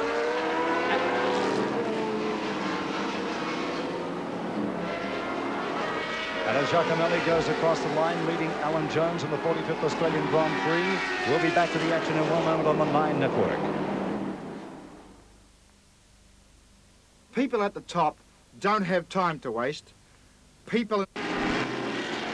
We're back at Calder. The man we're looking at, Bruno Giacomelli, who's still leading. Car number 33 has pulled off the racetrack. That's Tim Slacken. He pulled off earlier on there, and it looks like the end of the day for him. Not for this man, however. Bruno Giacomelli, car number 23, is now leading fairly convincingly from Alan Jones. He's taken advantage of the traffic and he's pulling through the traffic very well. Alan certainly seems to be in some sort of trouble because he's dropped back to about 4 or 5 seconds behind Bruno Giacomelli. Giacomelli, of course, hasn't had much opportunity in leading motor races, but we had the opportunity of asking him what it meant to him. Did he prefer to lead it, and how was it for him if he were leading a race? It's always better lead from the beginning of the race than come from behind, you know. When you are in front, you can control a race, and when you come from the back of the grid, it's always difficult to coming up and overtakes. You know, you never know what's going to happen. Well, that was the voice of Bruno Giacomelli. He, of course, has a different problem here because in a Grand Prix, sometimes you can go through a whole race without lapping anybody. Here, the entire field, bar for Alan Jones and Bruno Giacomelli, have been completely lapped. And Tim Sligo from Western Australia in car 33, taking off his driver's suit, has taken it off, and he's out. Mel McEwen from Murray Bridge, carrying all the hopes of the people there in that township in South Australia, has been in and out. Peter Williamson, unfortunately, in car number 77, his little Galloway 1600cc car. His wife would be terribly disappointed. She's in hospital in Sydney at the moment with their new daughter Christy, and she'll be watching on television, and he has had to retire in the pits, and they're still looking at the vehicle at the moment. He may yet rejoin the race. John Davison's back out on the racetrack, but he's only got 4th gear, which of course is very disappointing for him. Alan Jones getting through there, car number 27. The car that he won this World Championship with that he's just come out of. It must be for Alan very frustrating at the moment because he doesn't seem to be able to pick off Bruno Giacomelli as he had hoped. He's certainly not gaining in Bruno Giacomelli. I'm just putting the clock on him right now, and in fact the difference is 3.29 seconds. It does vary between 2.5 seconds and 5 seconds, but it's too big a gap in this kind of traffic. But we'll have to wait and see whether Alan can shorten that. Alan Jones timing there in the top right-hand corner. And we'll just see whether he will start to pull his times back and try to gather in Giacomelli so Giacomelli doesn't get too great a lead. Through Glowweed, entering the straight now, applying the acceleration. Not a very good time, 37.16 minus 3.2 seconds, his pit tells him. Busy there, not too pleased at this situation. A gap of just over 3 seconds is his pit told him. Let's look through the order. We've got Bruno Giacomelli leading the race, then Alan Jones is second, then Alfie Constanzo is third. In 4th place is Didi Pironi. In 5th place is number 11 is John Bow. He's there, and then in 6th place is number 76, who's John Wright. He had trouble earlier on, as you may remember.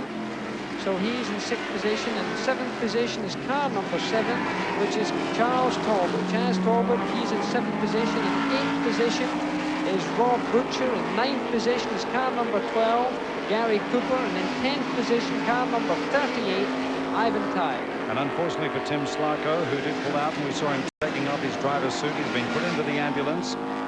He is suffering from water burns at this moment. That is all we have to the legs. Steam is probably a better term.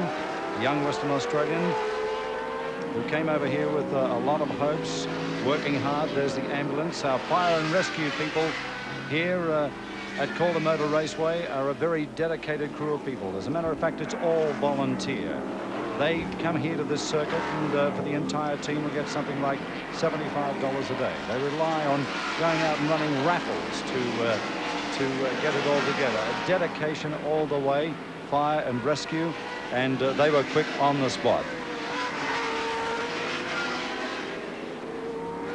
Well, Bruno Giacomelli still leading this race. I'd have to say at this stage quite comfortably, even though it's not a big gap, it's still a comfortable gap for Bruno Giacomelli. Remember, this is a very short little racetrack.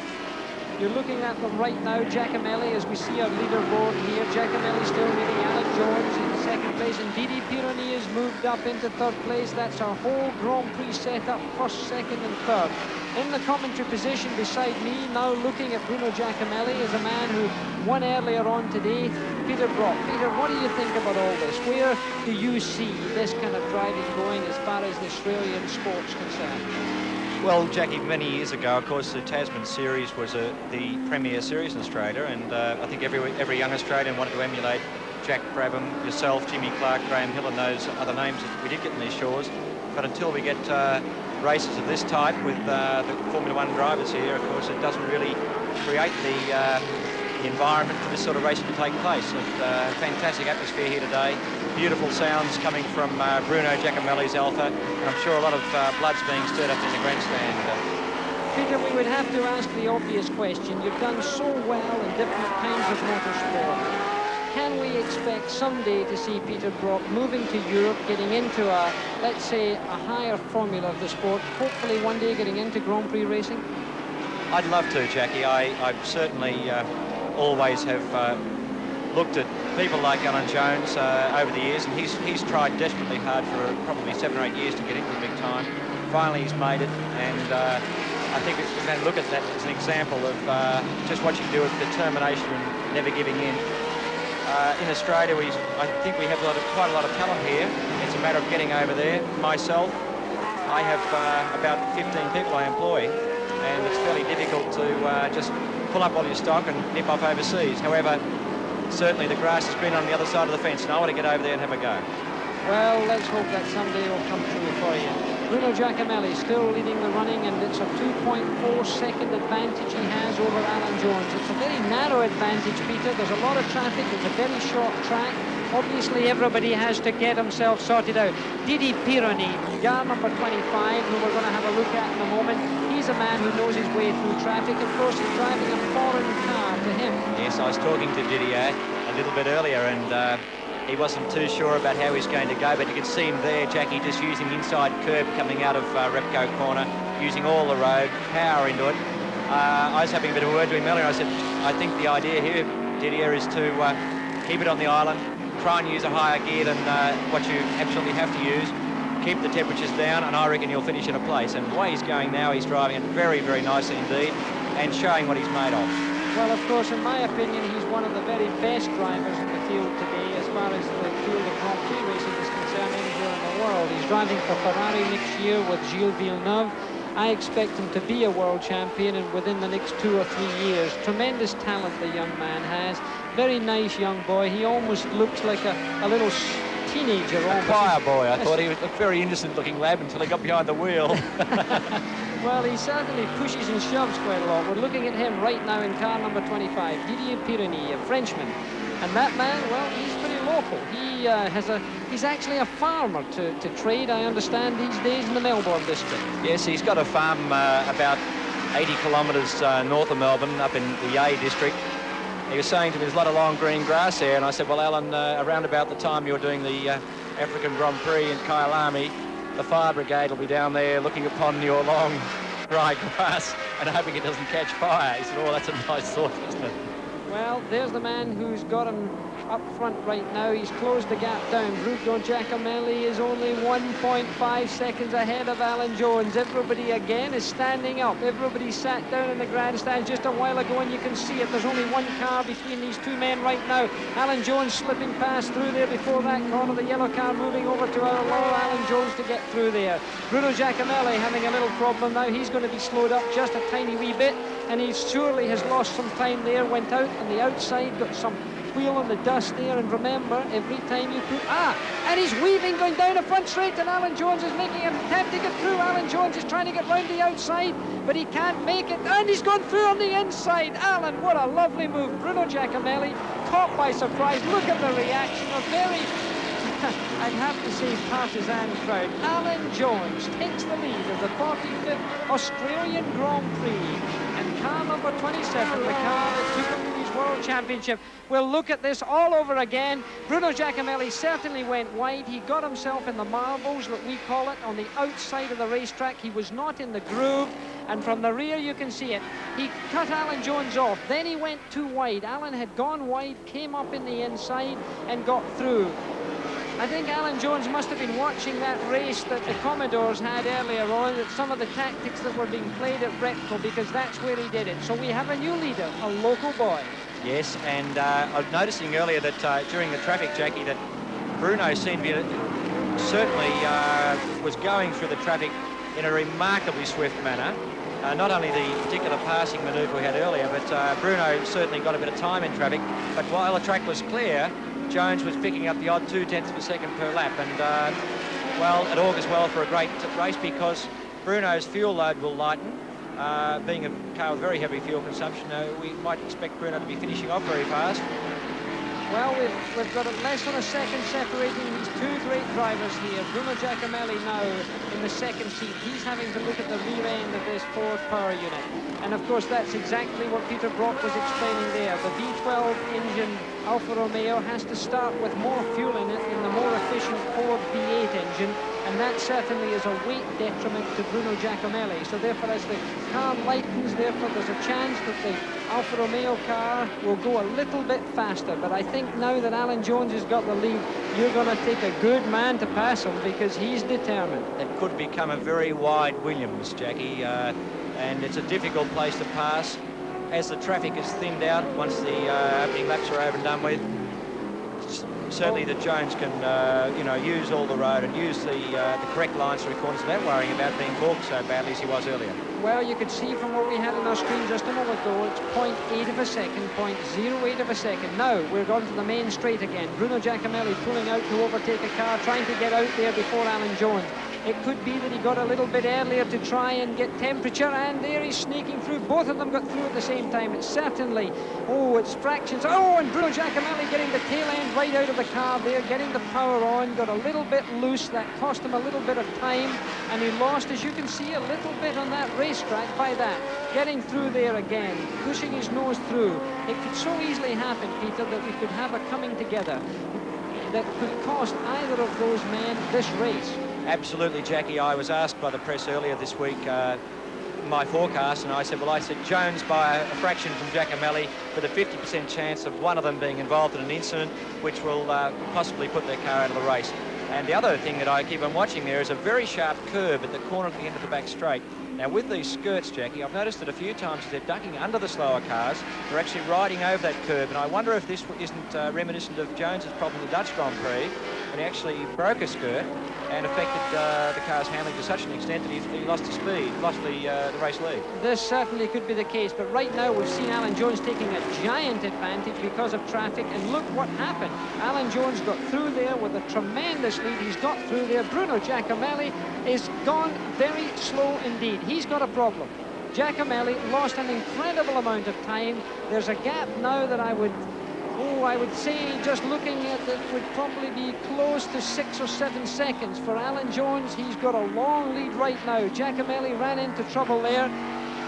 Yes. Bruno Giacomelli at 6.6 seconds as they go down this back stretch, and that's the gap that Bruno Giacomelli lost there when he was lapping slower cars. He's not a happy man to have lost that, and it will be very difficult for him to catch that amount of time up. There are his mechanics, concerned, looking down there. probably going to give him a board to advise him his situation. There you see the Alfa Romeo badge with the sponsor's name on it. Looking down this back end of the circuit as Giacomelli finds his way around here. He must be concerned that suddenly you see a 6.6 seconds gap. An amazing difference. An interesting situation last night, Jackie. The fellows from Alfa Romeo invited us down to inspect their setup and have a bit of a talk about things. And there was a bit of a strange atmosphere as we walked into the place. And we realised that they've been quietly revving up Bruno Giacomelli. They've been saying their last driver would have had the car on pole position, wouldn't have let Jones have it there. Giacomelli was not happy. But they tell me that that's the one way to get Giacomelli really fired up, is to sort of stir him along. And, of course, he started that race today driving fantastically well. I reckon he was a little bit angry, and that's when he drives best. Well, right now he's dropped back a little bit. Bruno Giacomelli has 6.95 seconds behind Alan Jones. There's your leaderboard after 44 laps. Alan Jones, Bruno Giacomelli, and from France, Didi Pironi driving the open car. Bruno Giacomelli still having trouble in practice. That's certainly not helping him as they go through there. It's very difficult indeed. But Alan Jones leading the 45th running of the Australian Grand Prix. We'll be back to Calder in just a moment. Work, and there you have, after the 49th lap, Alan Jones in 27, Bruno Giacomelli in 23, Didier Pironi has made his way up to third place, and the battle is on between Jones and Giacomelli at the front. It's more than 7.5 seconds that Alan Jones has in this lead, but that's not very much around this little Calder racetrack. One little hiccup and that could all come back. It does seem to me, however, Ken, that Bruno Giacomelli is having some sort of trouble, and I would dare to say at this time it's probably brakes. It's a hard circuit on brakes here, and with these temperatures it's very easy for them to run into braking trouble. A man who is still here racing, one of the most consistent in the Australian Grand Prix, and still racing today, is Kevin Bartlett, who has his eyes on Giacomelli at the moment and trying to pick up whether it is that brake problem. Well, Kevin Bartlett's up here with us, and he's pointing down and pressing the brake pedal as if it were not going anywhere at all. We've got a spin out here. We've got Ivan Tighe spinning out. He's off the racetrack. He's gone off the racetrack. He's okay. There's no big trouble for him. It may have been a mechanical problem. It may be that he wasn't quite looking where he was going when the faster cars came right up behind him, and he did drive off the racetrack. He's back on the racetrack, as you just saw. We're back live, and that's car number 27, Alan Jones, leading his home Grand Prix. Remember, his father won this Grand Prix of Australia. He's 5.8 seconds in the lead from Bruno Giacomelli, and he wants to win this Grand Prix to be the first father and son combination to do so. Alan Jones, coming away from so many good Grand Prix victories, a man that, if he goes about his business in the right way, will beat my record of 27 Grand Prix victories in my career, because Alan's certainly set up to do very well. The Williams team, very competitive. Look how he threads his way through this traffic right now, trying to find his way without getting himself in trouble. And remember, he did get himself in trouble very early on, because he came in fairly heavy contact with Bruno Giacomelli. If, during those early laps, the wheels had synchronized just a little less well, we could have seen a major accident that would have been probably pretty drastic, because it was on the back straight that had happened. Bruno Giacomelli still in second place, Alan Jones leading the race. Stan Jones, his late father, won at Longford in 1959 in a Maserati 250F. Will he today win the 45th Australian Grand Prix and become the first father and son combination? His lead, 7.4 seconds. John Smith has done a head gasket. He's out. John Davison only got fourth gear. Williamson out. Singleton with problems. Mel McEwen in and out.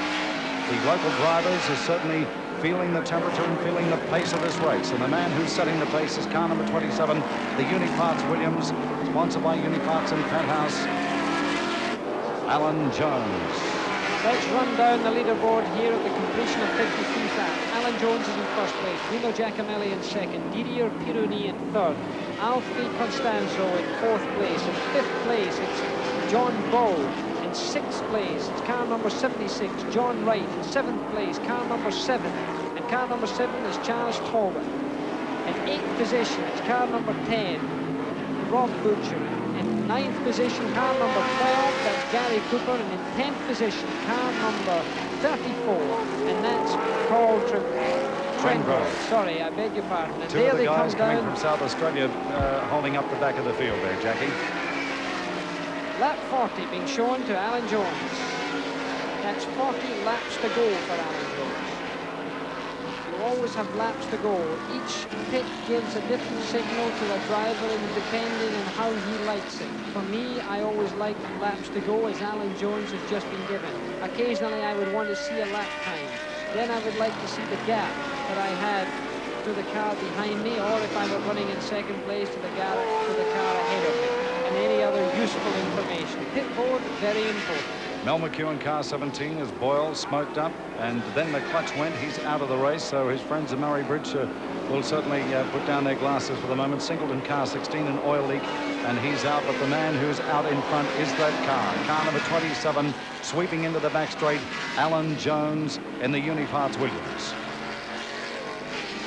Bruno Giacomelli, of course, does have him in his sights. Bruno can see him, so it's not a question of Alan Jones letting the pace go off in any real way, because if he got stuck behind a series of cars at the wrong part of the racetrack, it could, of course, be very serious for him, and he could lose this very valuable lead that he's got.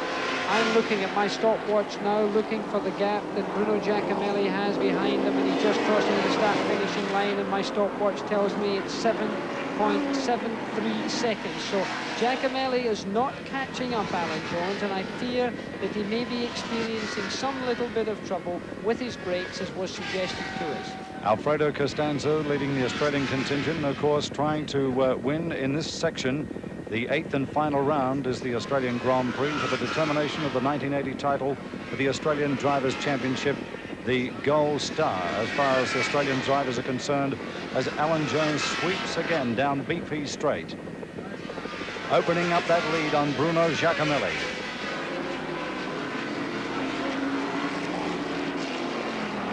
Alan Jones look at him look at his mirror there, his head cocking to the side there as he was checking his rear view mirror to see if he could catch a sight of Bruno Giacomelli there. Head cocked to the side now because of the G-forces. This is what we call a ground effect car. The car has skirts on it. The skirts touch the ground between the wheels. It's a new form of aerodynamics that's been conceived in Grand Prix racing now. It's a question of calling it something like air management. It's managing the air underneath the car. And as you look at that view of the car, you can see perhaps those skirts coming down. Just look as the car comes down the straight, as it comes into the corner. Between the two wheels on the side of the car, you'll be able to see a skirt. That skirt there, you can see it's all chipped. Look at it again. Beautiful photography by our cameraman there. That skirt rests on the ground and goes around the whole racetrack, rubbing on the ground on both sides of the car. That means to say that the air is channeled underneath the car, and they contour the underneath of the car and use that air as a partial vacuum to suck the car onto the road. It's not only aerodynamics going over the car, going onto the front and rear wings that give down pressure, it's also removing the air from underneath the car in the most efficient way by causing a vacuum, and by so doing giving the car much, much more adhesion. Would you say that Alan Jones would have to work a lot harder here because of the traffic in regard to another Grand Prix, for instance, the Canadian? Oh yes, there's no doubt in my mind that Alan Jones now, you're seeing a man at work, very hard at work, much harder than he would do at a Grand Prix in a normal way, because in fact he simply wouldn't be doing the kind of lapping that you're seeing him do right now. He's got to think. He doesn't know those drivers. That's the most important thing, Ken. He doesn't know their idiosyncrasies. He doesn't know their driving habits. He doesn't know what, in fact, they're going to do next.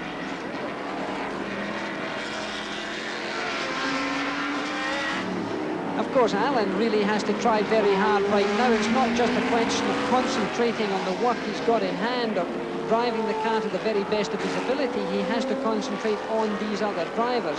Let's see what Alan Jones had to say about concentration. Well, I don't think about anything. I try and just give 100% concentration on what I'm doing. I try and anticipate and work out each corner as I come to it. I just think solely on what I'm doing. Didier Pironi, of course, not disgraced by any means in coming out here. They had fuel system problems. It's his first trip, a long day on Saturday, arrived in the morning. He drove in the afternoon immediately. Daniel Gerard, his friend, promoted him to come here to Australia, and he's driving a locally built car. That is car number 25. Didier Pironi from France. You see Giacomelli on your screen. but Peroni is coming through in third position at this moment. Well, there you see the pit signal being given to Giacomelli right now, P2, which means position 2. This whole race could have changed dramatically because what happened very early in the race. Two cars came together, and those two cars were the two lead cars, Bruno Giacomelli and Alan Jones. Let's look at it again. Bruno Giacomelli, the car in red and white, and Alan Jones, the green and white car, they came together very solidly coming down the back straight. Very, very dangerous indeed. That could have been a catastrophe for both of them. This is not the only time they have bumped together, because Giacomelli has bumped Jones on occasions before, hasn't he, Jackie? They've come together. They came together definitely in the Long Beach Grand Prix this year, which could have robbed Alan from that race, and certainly could have robbed them from second place, definitely in that race. So therefore they're not new occasions. It's not the first time that it's happened. Anyway, we'll be coming back to Calder here for the conclusion of this Australian Grand Prix, the 45th running of it. It's still got a lot of miles to go, and still a lot of things can happen.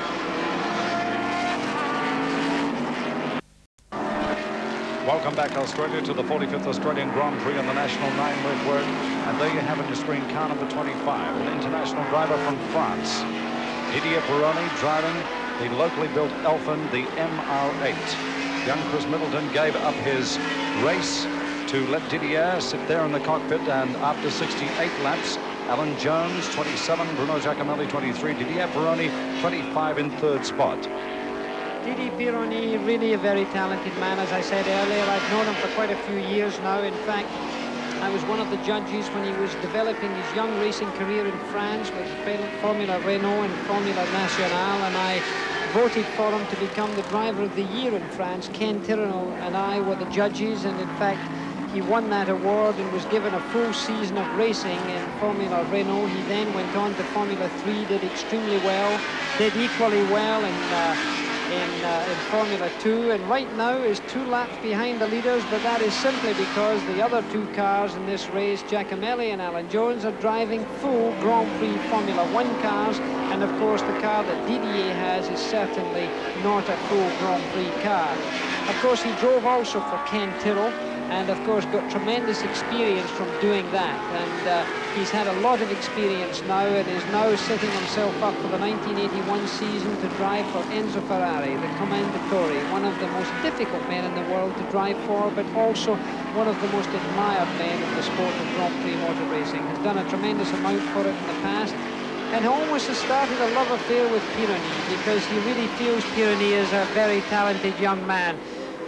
Well, we have a situation where we have our emergency equipment being used here at Calder, and of course, well equipped it is. And the young man is Tim Slarko from Western Australia, who is racing in that beautiful looking yellow and black car number 33. And there are the boys. They've been on the scene of the fire and rescue team here, and Tim Slarko is being taken away from Calder. And we will try and get you a complete medical update on that, so his friends and family are not worried.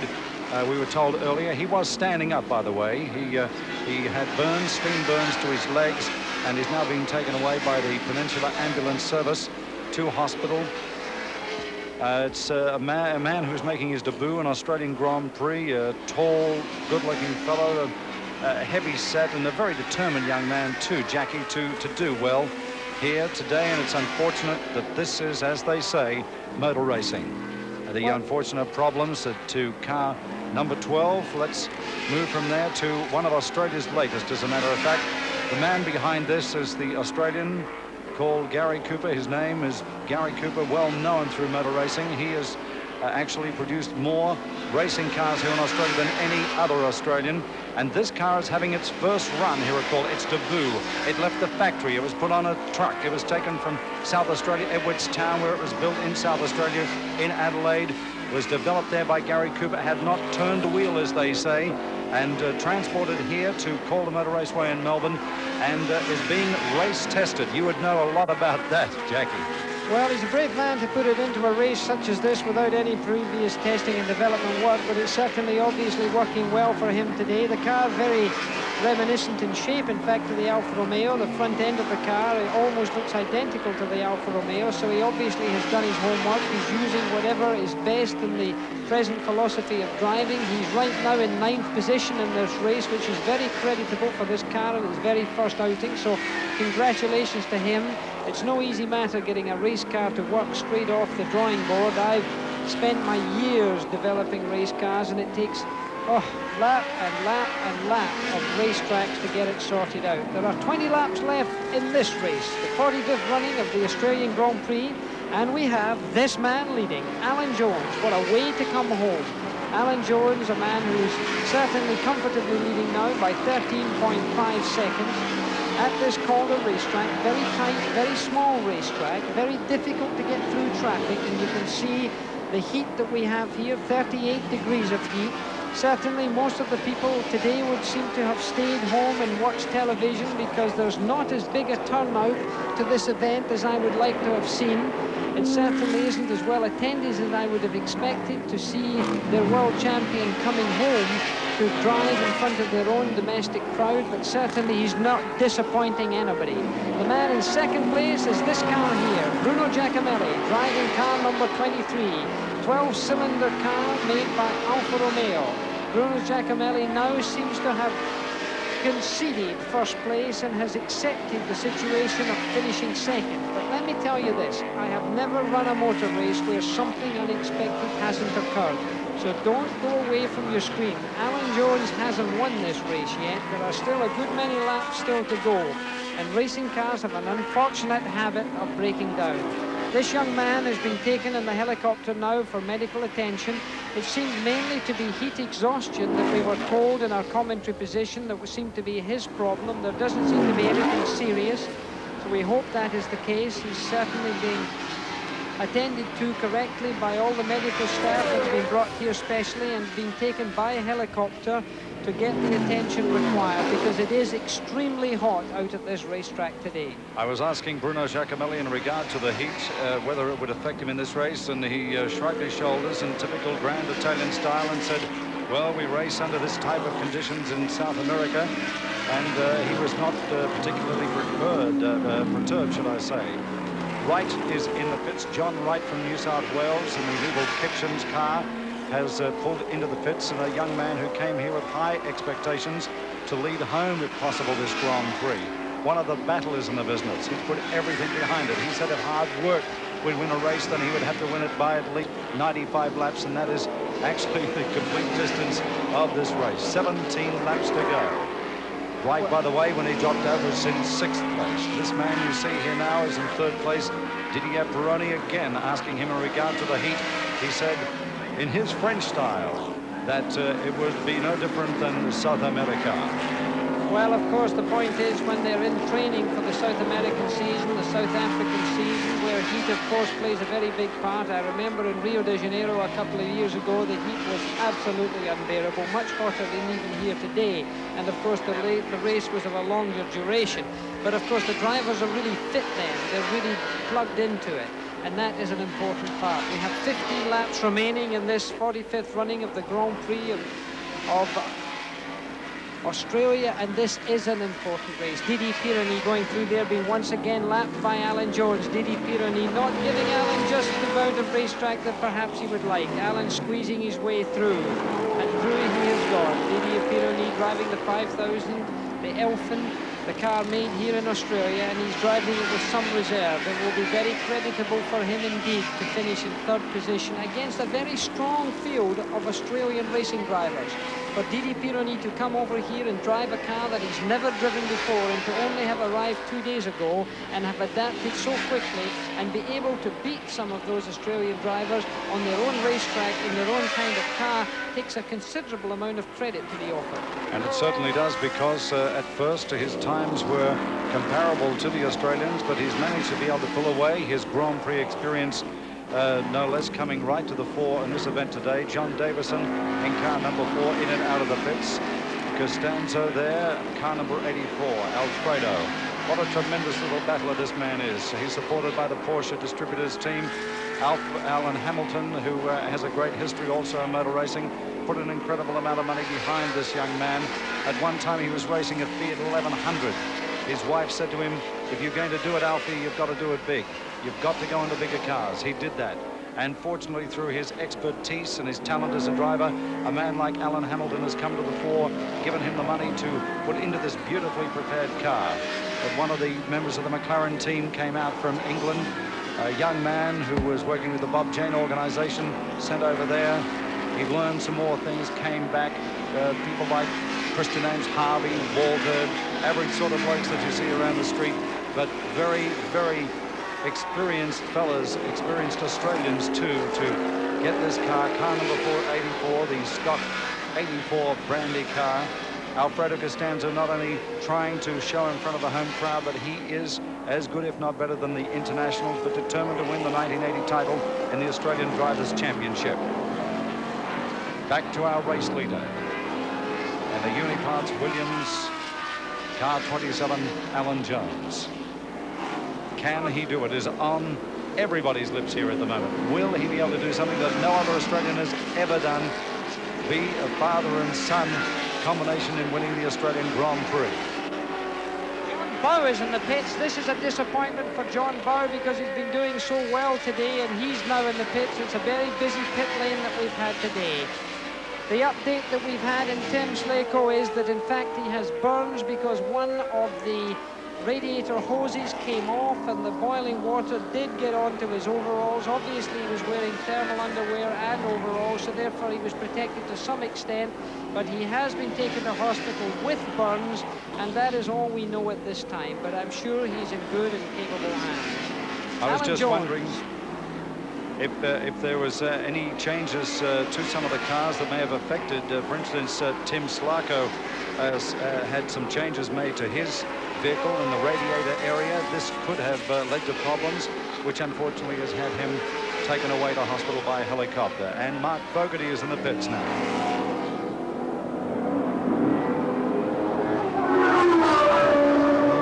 In the Angel of Mercy Peninsula Ambulance Service helicopter. Slako was involved in an incident earlier in the race, and to tell us a little bit about it is the Chief Medical Officer here at Calder, Dr. Tim Orchard. Dr. Orchard, exactly how serious is Tim Slako's condition?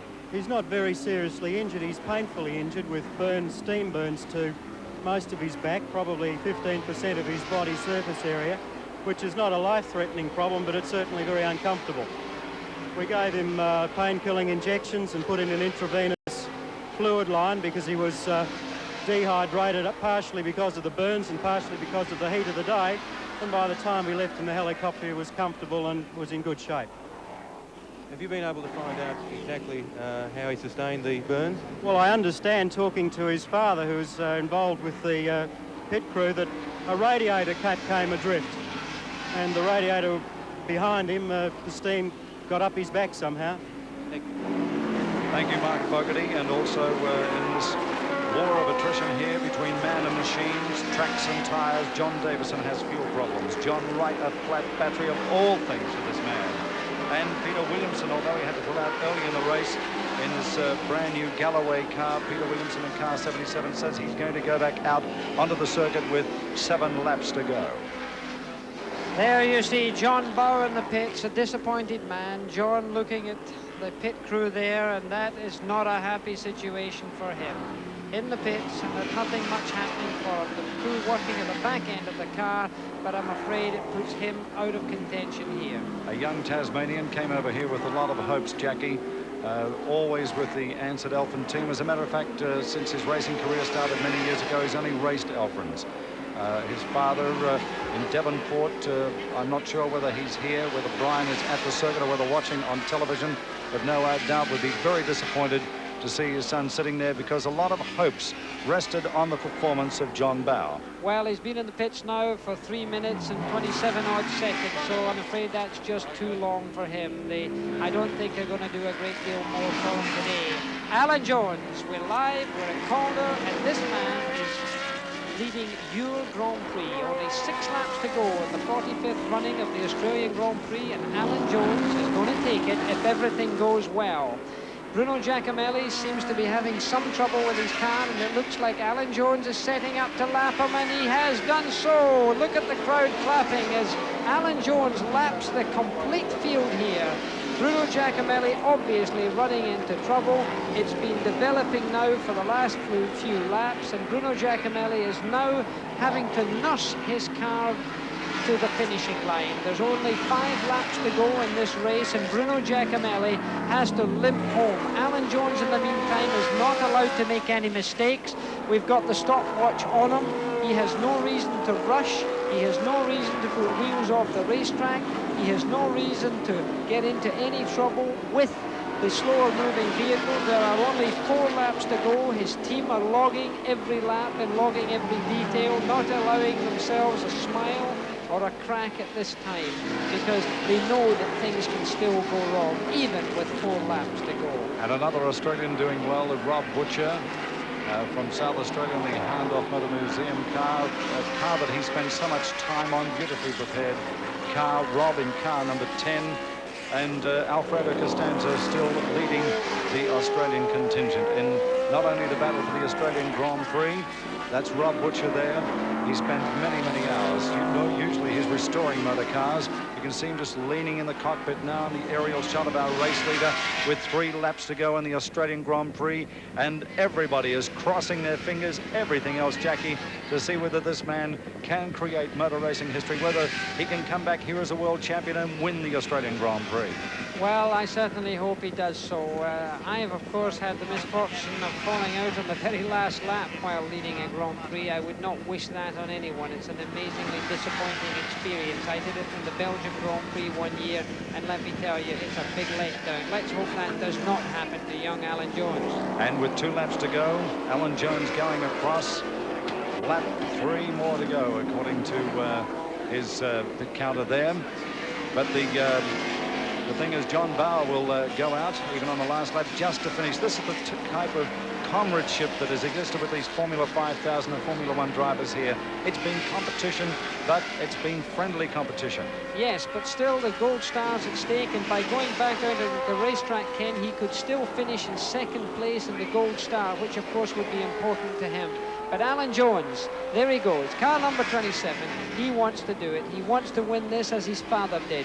He ran on the back of his father's car after he won the race. He went round in the lap of honour on the back of his dad's car. And right now there's only 1 lap to go. He's on his final lap of this Grand Prix. What a great moment this will be to him. Alan Jones taking care now, going down the back stretch from Bretmo in this last lap, taking no chances.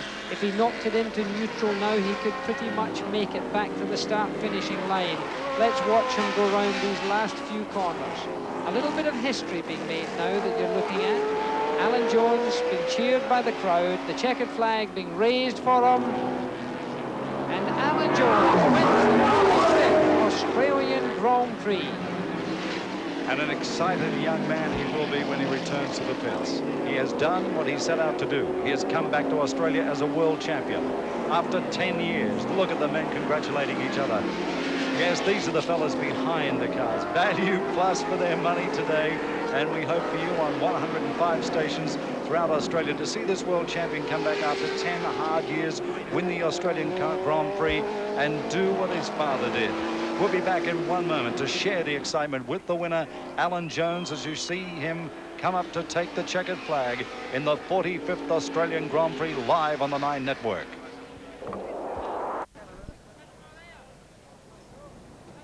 And welcome back, ladies and gentlemen, as the feeling of adulation just goes right through the crowd for Alan Jones, who has done what he set out to do. His father won at Longford in '59 in a Maserati 250F, and today Alan Jones has won the Australian Grand Prix in the Williams Ford, the Uniparts Williams Ford, and a man who has a great reputation in motorsport, who's been in the Australian Grand Prix whilst not a winner. Kevy Bartlett has just joined me. Yeah, hello, Ken. Nice to be back with you. It's always great to see you, Kev. You've had your own shares of ups and downs, and I think as one of Australia's best-known motor racers, how do you feel? Well, at this moment, I'm very, very pleased for Alan. He's done a wonderful job over the years that he's been racing. He's been very, very persistent in his racing. Certainly the problems he's had overseas previous to 2 years ago before he joined Williams would well, stop a lot of people from racing, I can tell you that. Well, you're a man you've battled on yourself, Kevin, and I suppose it's great to look down from one battler to another and say, well, at least he did it. Yes, that's right. While I never won a Grand Prix, I got close a few times. I did win the Macau Grand Prix. I must say that I was very, very happy at that, but Alan must be very, very proud down there in front of the home crowd. Kev, you were first to notice that there were problems with the Giacomelli car, I noticed. Yes, it appeared to lose... or start to wear its brakes very, very quickly about 3/4 of the way through. It was either pedal pressure was starting to go off. He was having to stop maybe 30, 40 yards earlier than he would have normally. And I think it sort of put pay to him. And towards the end, it looked like maybe he lost 5th gear. The job that Alfie Costanzo did was fantastic. He certainly is a worthy winner of the Gold Star. He just stuck right in there, and Peroni to come from behind in a strange car on a strange circuit, and I'm sure he wasn't all that happy with the car in the first instance. He did a tremendous job. Costanzo winning the Australian Grand Prix unofficially, of course, ladies and gentlemen, with 58 points. John Davison, a very disappointed man, coming through at 52, and John Bow at 51 points. Naturally, they're unofficial, but it looks as though Alfie Costanzo has joined the winner's circle today in being Australia's top motor racing driver. And there's Giacomelli jumping over the pit counter. He's still got plenty of beans in him, hasn't he, Kev? Yes, he's certainly a fit little fellow. He's used to 300-mile races, and while the temperatures are high here today at Calder, it wouldn't have phased him out at all. A 100-mile race to him is certainly more of a practice. And just running down the winners here, and the winner, naturally, Alan Jones, car number 27. 1 lap down, car number 23, Bruno Giacomelli. Car number 25, Didier Peroni. 4 laps down, 3rd. Car number 84, also 4 laps down, Alfie Costanzo. Car number 7, Chaz Talbot. A very credible performance there from Chaz. And I suppose the boys at Huntingdale High, where he happens to be, or Huntingdale Tech, happens to be a teacher, will be very, very pleased. 8 laps down, and car number 10, Rob Butcher, in 6th position, 10 laps down. Into the pits for the action and the excitement with Jackie Stewart. On winner's rostrum here, 3 happy people, 4 happy people, because Alfie's up here as well. The winner of this 45th running of the Grand Prix, in front of his local crowd. Everyone must be very happy, Alan Jones. Congratulations, Alan. Can't shake his right hand because of the broken finger. Tremendous reception from everybody, and a very worthy winner. Alan, I have to ask you, was it a comfortable one? Well, it wasn't too comfortable on about the 4th or 5th lap. I forget which lap it was now. What happened, Alan? We saw that, for those of you who didn't see it, we saw it in Channel 9, of course. There was a coming together of Bruno Giacomelli and Alan Jones. They certainly had a fairly strong coming together while trying to get through slower cars. We're used to that, though, aren't we, Bruno? Well, anyway, a good end to a good day. Alan Jones, the Lex Davison Trophy, the winner's wreath. First of all, many congratulations. Congratulations, Alan. Thanks, John. Thanks very much. Keep this apart, don't you? Break your finger lifting it up. Okay. You better say something. Well, ladies and gentlemen, obviously it gives me immense pleasure, and I'm very proud to have won the race I've always wanted to win, and to me this caps off the perfect year. Thank you.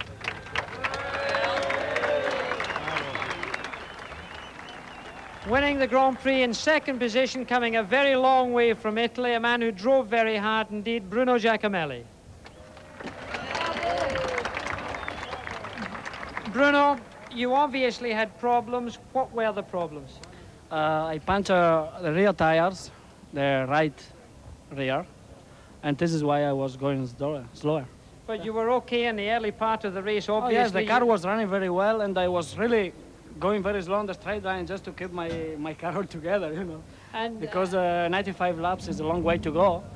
But unfortunately, when I was passing Didier, he didn't saw me because he loses mirror, and I went off in the grass, and probably it's there where I punched the tire. And your little kiss on the back straights with Alan Jones, serious or not serious? Oh, no, not really, you know. Usual things. It was only an Italian kiss. And third place, very soft one. And third place from France, of course, in the Elfin car, driving a Formula 5000 car for the very first time, I believe, certainly down here, Didier Pironi. Thank you. Yes, well, was just very hopeful day for me because I didn't hope to have a so good race without any problems, just lose a mirror. My engine was broken at the end, but I didn't expect a so good car for this race. And what I can say is I hope for next year a real Grand Prix in Australia. Another man who's had success today is Alfie Constanzo, who wins the Australian Gold Star. Thank you. You are Alf. Thank you, Jim. Well, what can I say? I think everyone who finished here today the race, I think everyone deserves a trophy because to do the distance under this condition, believe me, was really, really hard. But the one who really deserved more than I think is the owner of the car, Evan Hamilton. Thank you. Thank you all.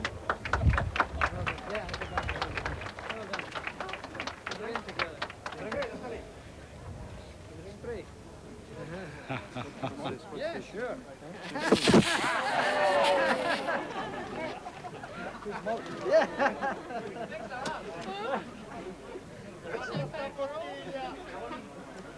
And there we are, the winners and the losers. But the winner today, Alan Jones. We'll return with our wrap-up of the...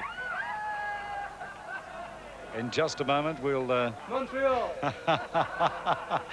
Sorry about that, ladies and gentlemen. Getting back for something that happened overseas in Montreal because of the time that Didier Pironi got ahead of him in the Grand Prix, and the fun and games carrying on now. We'll just hold this just for a moment. Thank you. Thank you, Alan Jones. We'll be back to wrap it up in the 45th Australian Grand Prix on the 9 Network in 1 moment.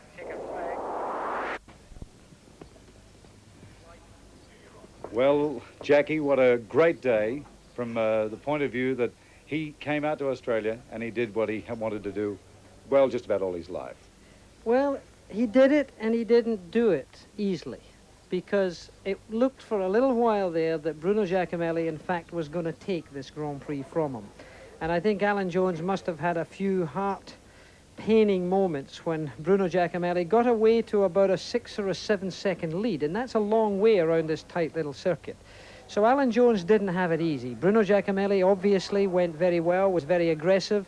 The bumping situation that we did see was fairly severe and could have been much more severe. In fact, we see it again, and you can see this contact, which was really quite heavy, and you can see Alan Jones was the man who came off second best because he tucked himself right back in behind the car that they were busy trying to pass. And that could easily have put him into that car, and there could have been a really serious accident coming from that circumstance. However, nothing did happen, we can all thankfully say. The end of the race came about in the manner that we had all prescribed, in a sense, because Alan Jones, being world champion, really was the just winner of the race. That's right, Jackie. And of course, the Australian contingent coming home strongly too. But Didier Pironi in 3rd place, Bruno Giacomelli in 2nd, Alfredo Costanzo in 4th, Chas Talbot in 5th, Rob Butcher in 6th, Gary Cooper from South Australia in 7th, Cole Trengrove also from that state in 8th, Peter Edwards from Victoria in 9th, Ivan Tighe from Queensland, a man who is 49 years of age, came out in this heat and he came in 10th, and John Bowe from Tasmania in position number 11.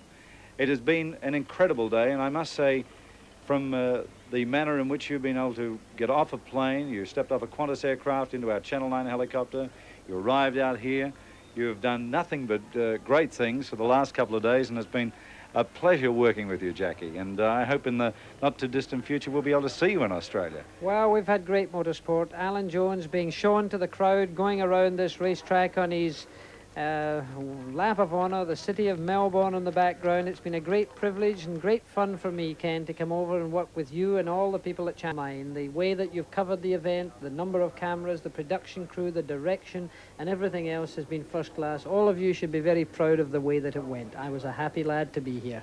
Can I ask you one thing? Will you do us a favour when you go back to Europe and America? Talk about Australia and say that they should come down here for a world champion Grand Prix. I would love to have it, because that would mean that I would be able to come back again.